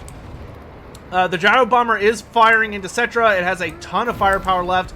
This does trigger Cetra's Curse, which is going to do quite a bit of damage to all these different infantry units, but the Dwarves are holding steady. Most of the minor units have broken at this point, but many of them are rallying around the battlefield, getting in range to start throwing bombs into the backs of the Tomb Kings. Meanwhile, most of the Ironbreaker legions are holding quite steady. Cetra rides in, fires off a blast. He looks like he's trying to get some distance between him and the Slayers, but the constant barrage from this Gyro Bomber is just a nightmare. I'm sure he is really, really wishing he had some Ushabti with great bows right about now. So at this point, we do see that the Tomb Kings seem to be focusing on trying to get rid of all the miners, isolating, which is a good strategy. Typically, what you want to do if you're fighting someone who has super elite infantry is deal with all their crap tier infantry and make sure they're completely shattered and gone. And the reason you want to do that is because you want to push your enemy as close to army losses as possible. That way you don't have to kill off all of the elites. You can just beat them down enough that hopefully army losses triggers. We see another Master Rune of Wrath and Ruin going down on Cetra, which doesn't do a lot of damage, but it makes him really, really slow. So the Rune Lord almost manages to catch him, but not quite. But it does make it easier for the Gyro Bomber to just keep harassing the hell out of him. Here, though, we see a really nice catch from the Tomb Kings. They have the Rune Lord completely surrounded, and they've got halberds coming in. And unfortunately for the Dwarves, he does count as a large target. Meanwhile, the Ironbreakers are pretty inundated over here with all of the Tomb King infantry, but it looks like they are falling back to support the Rune Lord. Meanwhile, all of the we see another big wave of healing going off. Looks like there might be some bombs coming in from the Gyro Bomber. Yeah, beautiful bombs, doing tons of damage. This Gyro Bomber is really paying for itself, actually. He does swoop up on Cetra here and is about to pew-pew him in the back pretty hard. Cetra is doing what he can to harass the Ironbreakers as much as possible, getting rear charges, flank charges, etc. The Dwarves are having a pretty hard time of things out there. Ooh, they get a really nice bombing throw in from these Ironbreakers, the last of their ammunition. And Cetra is a little slow, but it looks like we've got... oh, he's crumbling! He's crumbling! And... down goes... He needs one more volley to put Cetra down. Cetra is down! So the Chariot of the Gods has been cut down. At this point, all that's left is for the Dwarves to just endure. So there's no more Tomb King characters left to hold their army together. The dwarves have rallied their miners on the outside of the forest. It looks like we're about to get a really ugly another bombing run here. Yep. Ah, man, that does so much leadership damage. So ultimately, I don't really see a way out of this for the Tomb Kings. The only thing they have left is a summoned unit of Ushabti and the Tomb Scorpion. But the Rune Lord is still very, very healthy. And he is heavily guarded by two units, or a unit of Slayers, which still has 10 models, and a unit of Ironbreakers. There's still so many Ironbreakers left on the field. This unit of Ironbreakers actually does get terrified because they're out of the range of the Master Rune of Hearth and Home. So they actually do break and could easily be chased down and shattered, but they rally the instant the Tomb Scorpion moves too far away. And that Gyrocopter is just having the time of his life. Norgrimling's Ironbreakers, in the meantime, are practically, like, they're very, very healthy. They've only lost 11 unit models. They could probably solo everything over here. Because the summoned Ushabti have vanished. So there's a Tomb Scorpion and there's regular Ushabti left. But the dwarves still have plenty of troops. We do see that there were some unengaged skeletons here. I'm not sure if Zach held them in reserve on purpose or if maybe they were forgotten on accident. But I really don't think there's a way for the Tomb Kings to turn this back. The dwarves are just so heavily armored in this matchup thanks to all the Ironbreakers and the Rune Lord providing them even more defense. And the Tomb Kings just don't have enough AP in this build. They went super wide, yeah, but they didn't bring enough firepower. They really, really needed like 2 units of Bow Ushabti. Or like a Bone Giant, or even like a War Sphinx. Any of those would have helped so much. But ultimately, I mean, both players played really well. I do appreciate them both agreeing to a rematch. But it looks like the Tomb Kings are going to be heading into disintegration any moment now. They've only got really 2 units left that aren't crumbling. And that's only going to be a matter of time. Like, we see Norgrimling's Ironbreakers falling back a fair bit so that they can get themselves reorganized into a better line. And yeah, this Rune Lord is just a tank. Like, he's so beefy on that freaking anvil. So that's going to be a good game for both players. And pretty much the only thing holding the army together at this point is the Tomb Scorpion. But as soon as that Tomb Scorpion loses any health, like, that's it.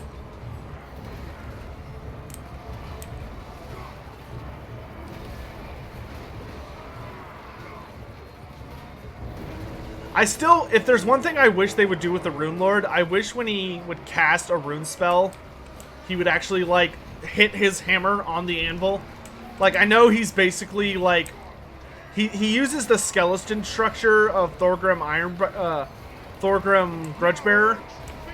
So he, like, uses the same animations, but I do wish he would, like, smack his hammer on his anvil.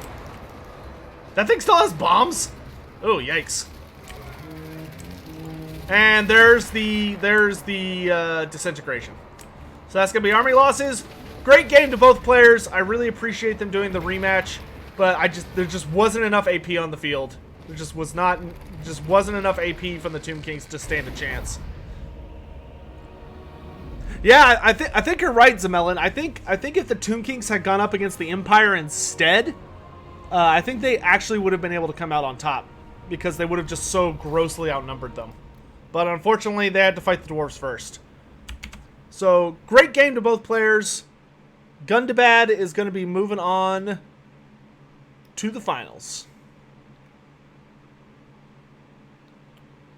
And, you know, that's something that became very apparent for a couple of weeks in this format, is that if you're not prepared to fight dwarves, because this format, the whole point is you don't know what races your opponent is bringing, and you have to bring a single list and just, like, hope you bring the right list. If you don't bring the right list, then, or if you kind of get unlucky and go up against dwarves and you just don't have armor piercing, then you're just kind of SOL, you know. Let's go high pass. No. What about Kerak Asgal. Yeah, that works. A little hilly. Will the AOM streams resume in the near future? Yes. Is this the noob tournament? No, this is the typical Friday tourney. The noob tournament? I don't know if... I guess if people legit want to do that, we could do that tomorrow.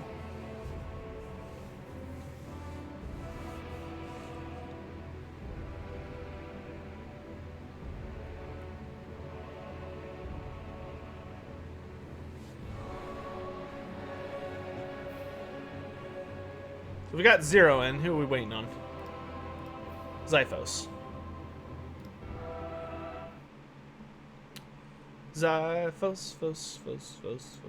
Fos.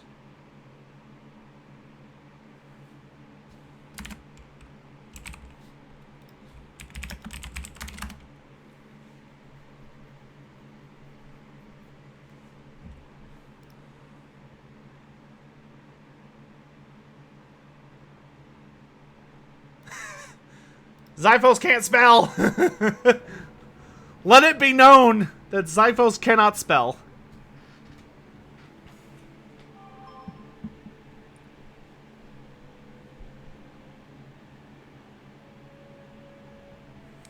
Oh, I got a call from my doctor. That's exciting.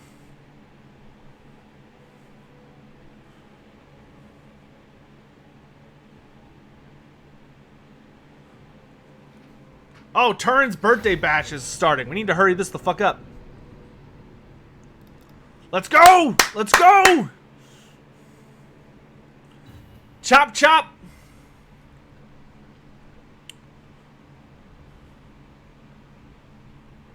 We're gonna lose viewers. Don't leave me, chat.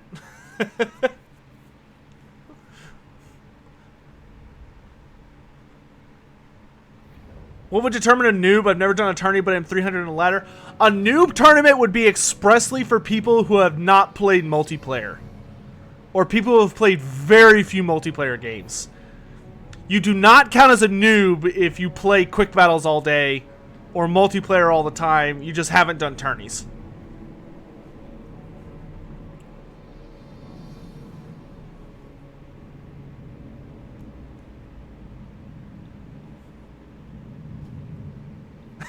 That's like someone who runs every day for like 6 miles, and someone being like, hey, we're gonna do like a 10-mile walk.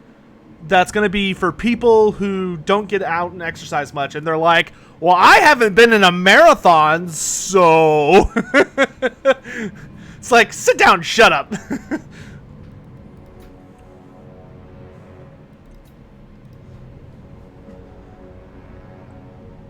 What would you say if CA would bring... I'd have to look up what Avatar Conquest exactly is, but based on how much everybody loves it, I mean, it wouldn't be a bad thing to have more features.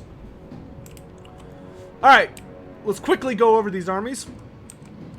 For 0, we've got 4 units of Source Warriors with Shields, the Legion of Chakwa in the center, 2 units of Cold One Spear Riders, 2 units of regular Red-Crested Skinks, backed up by the cohort of Sotek. Then we've got a Saurus Old Blood with the Amulet of Itzel.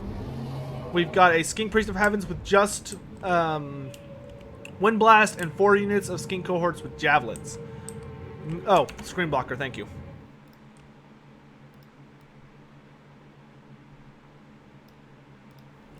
Meanwhile, on the Empire side, we've got 4 units of Pistoliers, 4 units of Handgunners, 4 units of Free Company Militia with both regiments of renown for those 2 groups, and then 2 units of Empire Knights. And then the army is led by a Jade Wizard with Regrowth, or sorry, a Light Wizard with Nets of Amnatok, and then Volkmar the Grim, who has the Grand Shield of Faith, Banishment, and his Regeneration. So the Lizardmen are definitely going to have to play very cleverly.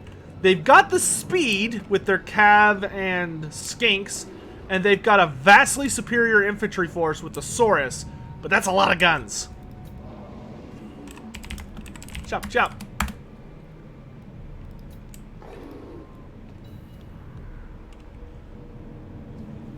You've had your general could customize his appearance and skills while leveling up, and dude, I love any experience that lets you level up and unlock things. Like that's always a fucking customizable characters is the one thing this, well, that's not true, is one of the features this game doesn't have that would make it truly magic. If there were customizable characters, an army painter, and sieges were more dynamic and interesting, then this game would literally be perfect. Anyway, so the battle has begun. Pistoliers are looking for ways to get past the Saurus. Pistoliers do not do that much damage to Saurus. Saurus actually have okay armor and bronze shields, so they can actually eat a fair amount of volleys as long as they're not getting shot in the back. We do see this unit here is kind of casually charging after this unit. Oh, they almost got him. But we do have some poison javelins coming in that will do some pretty decent damage. These skin cohorts with javelins, if they get off good volleys, they can decimate these pistoliers. But the Lizardmen are moving slowly but surely towards the Empire line, just kind of ignoring the pistoliers, getting in where they can. These swords would probably not be too bad off, like just using the forest as a shield. But ultimately, it's up to the skink cohorts to deal with the pistoliers. We do see them getting some beautiful javelin shots in on this combined force here, breaking off one of the units, which is a really nice catch. Meanwhile, Volkmar the Grim is going to come riding dirty into the Legion of Chakwa, who are going to slap him a little bit, and he's going to eat some javelins that are going to make him super slow. So the Legion of Chakwa is actually probably going to be able to stick to him like glue. And the Legion of Chakwa is going to be a big deal in this fight, because they, of course, have an active ability that increases the missile resistance of all units in their aura by a lot. The Carnosaur does catch up with Volkmar and does a pretty extreme amount of damage, and pop! There goes the Shield of Chakwa. And the Old Blood pops the Amulet of Itzel. He is netted, but he has super high missile resistance and a super high ward save, so he is mitigating the shit out of this damage. We see a beautiful banishment going down on these netted units, absolutely decimating the skinks. And we see that the Saurus's ward save has deactivated. Legion of Chakwa has just worn off, and he manages to peace out with fairly little damage considering how long he was in the fight for. We do see the Saurus warriors engaging here. He is continuing to eat damage. Oh, a beautiful wind blast, just eviscerating those two units. Pistoliers are in the back. Looks like they're not receiving orders at the moment. They are going to want to get back into it as quickly as possible. These Cold One Riders are pushing through into the Free Company Militia. They should probably focus the handguns. Free Company Militia aren't that great of a target. Like, they don't do AP. But, oh, we've got the Silver Bullets here. If they could take out the Silver Bullets, that would be such a good catch. Take out the handgunners! Take out the handgunners! But we do see Volkmar kind of riding around dirty, doing what he can. Saurus are easily and strongly pushing through the front line. We do see the Empire Knights have gotten completely around the back and are doing what they can to run people down. This unit that did manage to get on the Silver Bullets has been netted, but the net isn't going to last that long. Legion of Chakwa is chasing after... Oh, no, that's the Silver Bullets. Who's this? Sterling's Revenge. Sterling's Revenge does get a little bit of time from this. Another really nice wind blast going down on some handgunners. The Lizardmen are in the chicken coop now, and they are starting to mess with people. But the Empire is doing a really nice job on this right flank of falling back effectively and layering their defense so that they can continue to fight back. That being said, the Empire is constantly falling back. Units are breaking. The Old Blood has managed to completely dominate that right flank. And Volkmar is just sort of doing what he can to lead the Empire to safety, but this is looking really bad for the Empire. There's just so many Lizardmen. Over here, we see the Cult of Sotek and the Cold One Riders do manage to defeat this unit of Empire Knights, despite them trying to support these two units of handgunners. And the cohort of Sotek is going to run rampant and just murder all those guys, sacrificing them to me.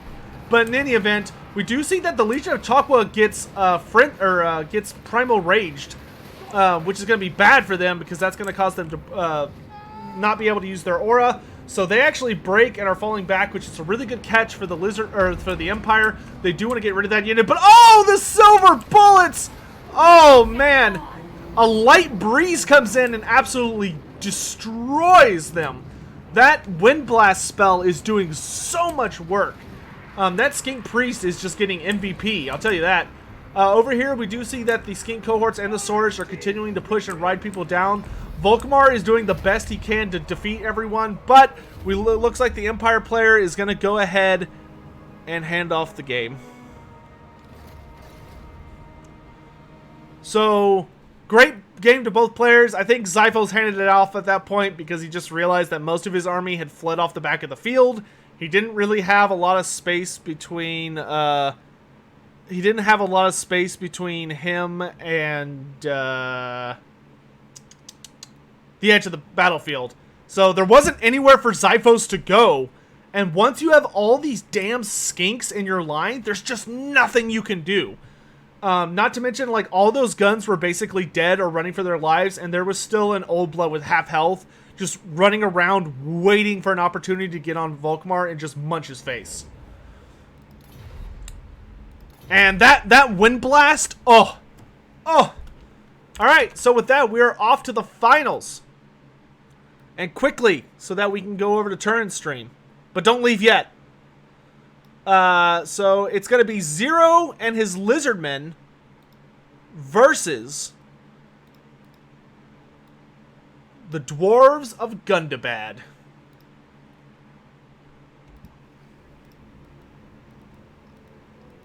And let's go to a classic map for the finals. Altdorf Outskirts. Nice classic map. So I will go ahead and invite Gundabad. You didn't realize he had Wind Blast? Oh no! those poor box formation handgunners. They got Shrek'd.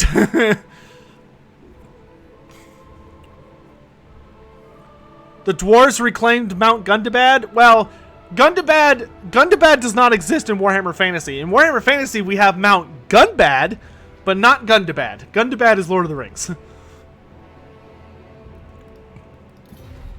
Good luck, gentlemen.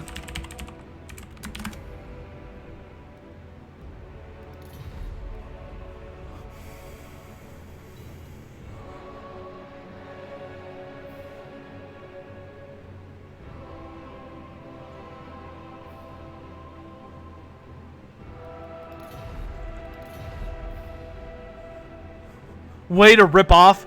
Dude, Warhammer Fantasy, and this is actually my favorite thing about it. Warhammer Fantasy is a fanboy's dream, and that is a combination of tons of mythologies, tons of fantasy sci-fi worlds, real world history, and real world mythologies, all slapped into one universe, forced to share the same planet, and it's badass, and I love it.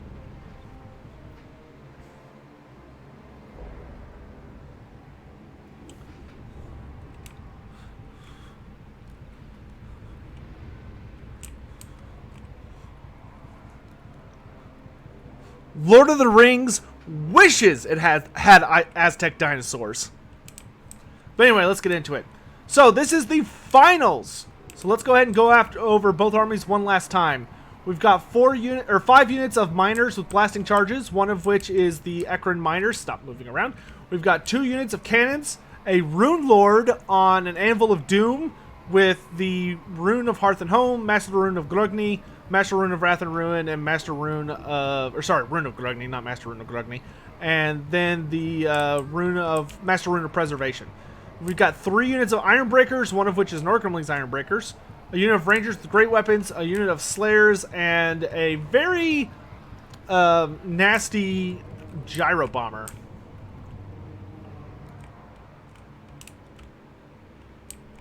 I'm going to whisper Gundabad real quick.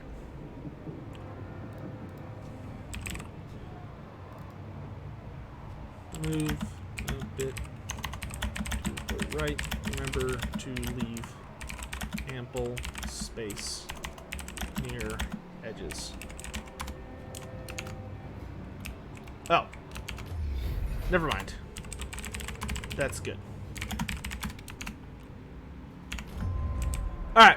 Then on the Lizardmen side, we've got 4 units of Saurus Warriors.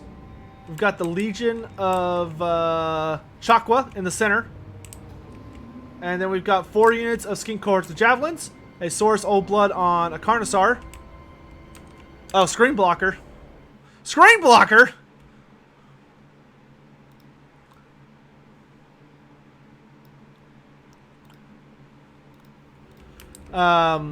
Three units of red-crested skinks, one of which is the cohort Sotek, and then 2 units of Cold One Spear Riders, and a skink priest with Wind Blast, which the sheer amount of armor and magic resistance possessed by the dwarves is... I don't think Wind Blast is going to help too much.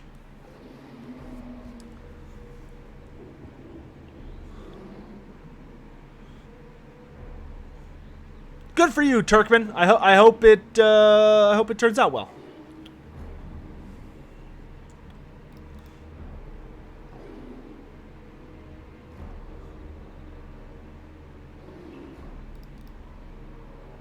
All right, this is the last game for today, and as soon as this game wraps up, I'm turning off the stream like almost immediately so we can go over to Turin's channel. If we have any moderators in chat, hopefully we do have at least one. Please have Turin's stream ready to post for the instant the tournament's over, so we can head over. Because we all have to wish Turin happy birthday. But wait until this game's over.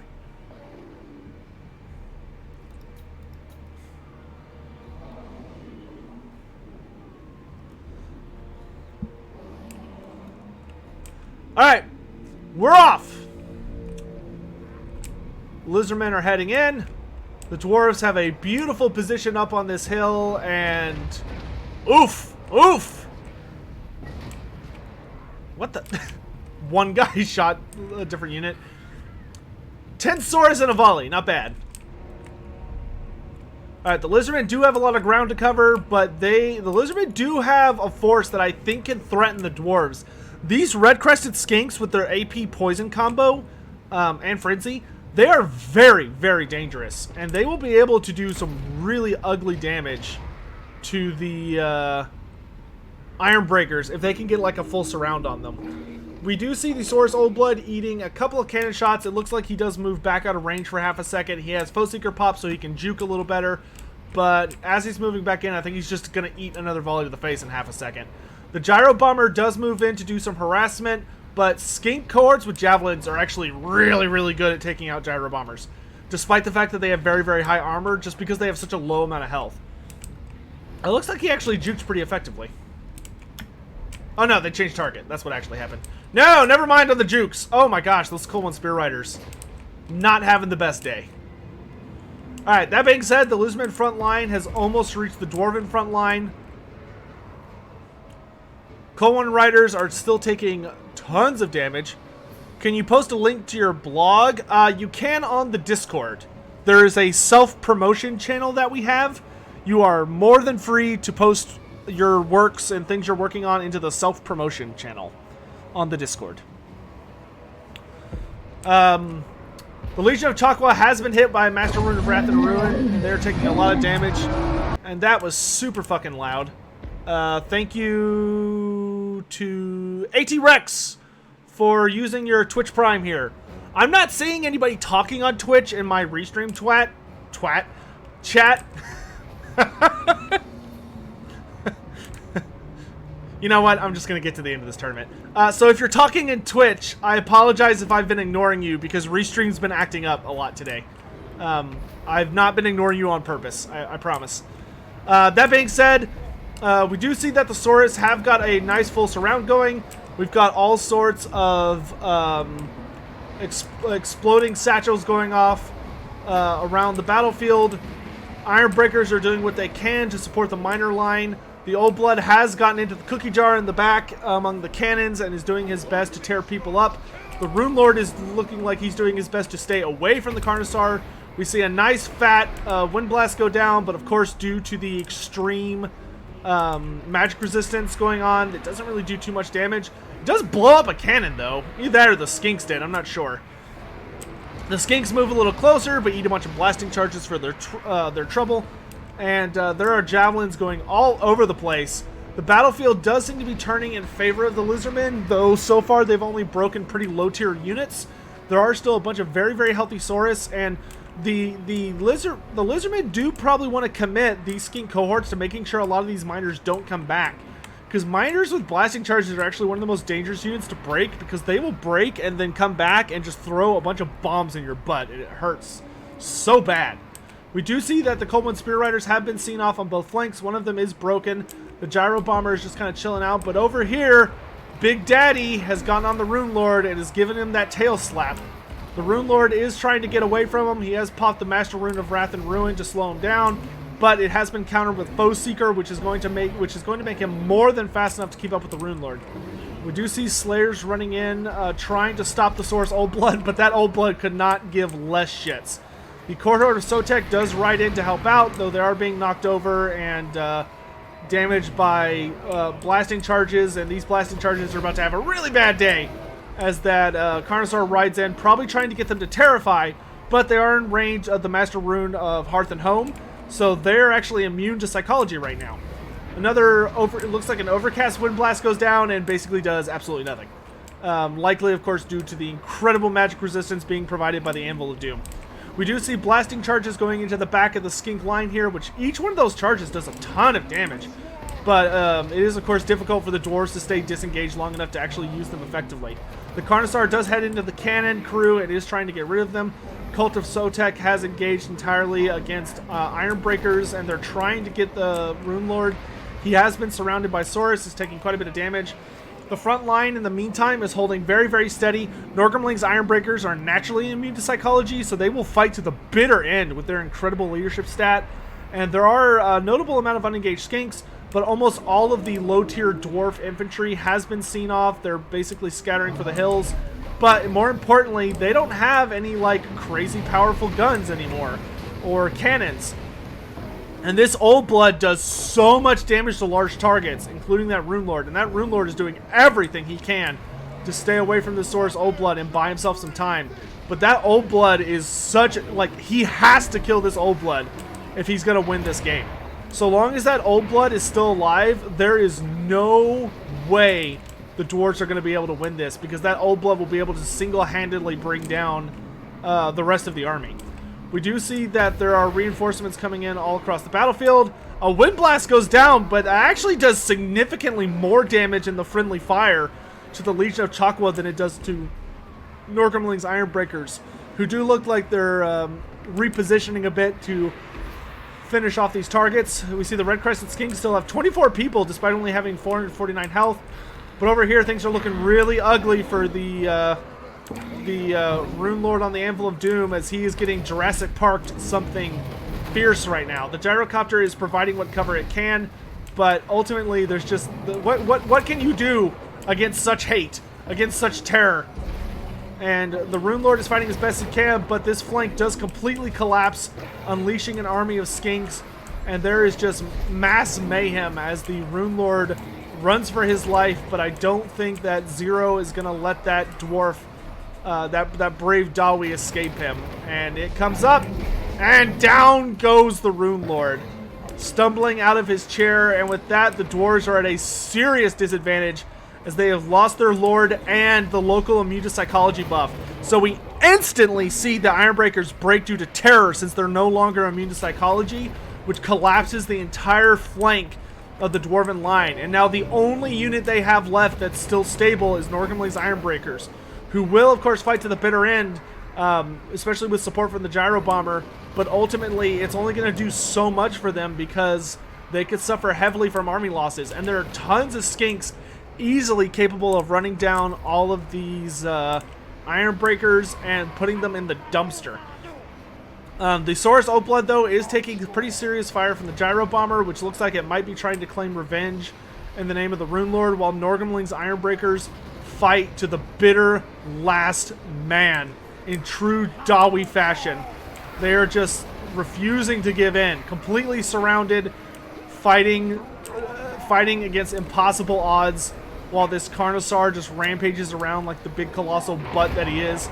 We see bombs coming down from the Gyro Bomber, providing what support it can.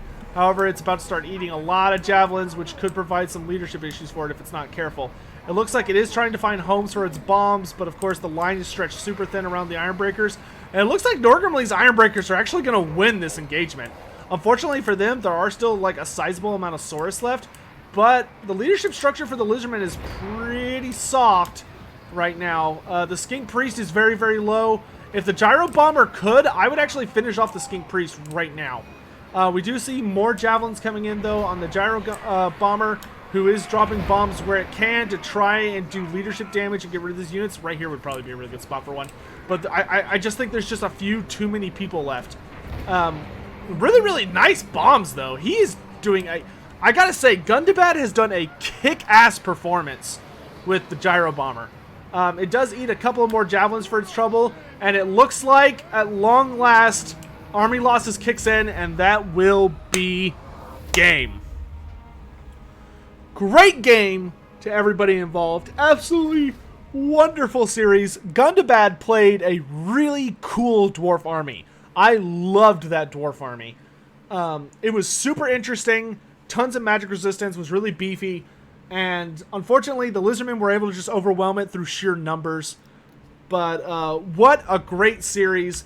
Tons of fun. Congrats to everyone who played today for their awesome performances.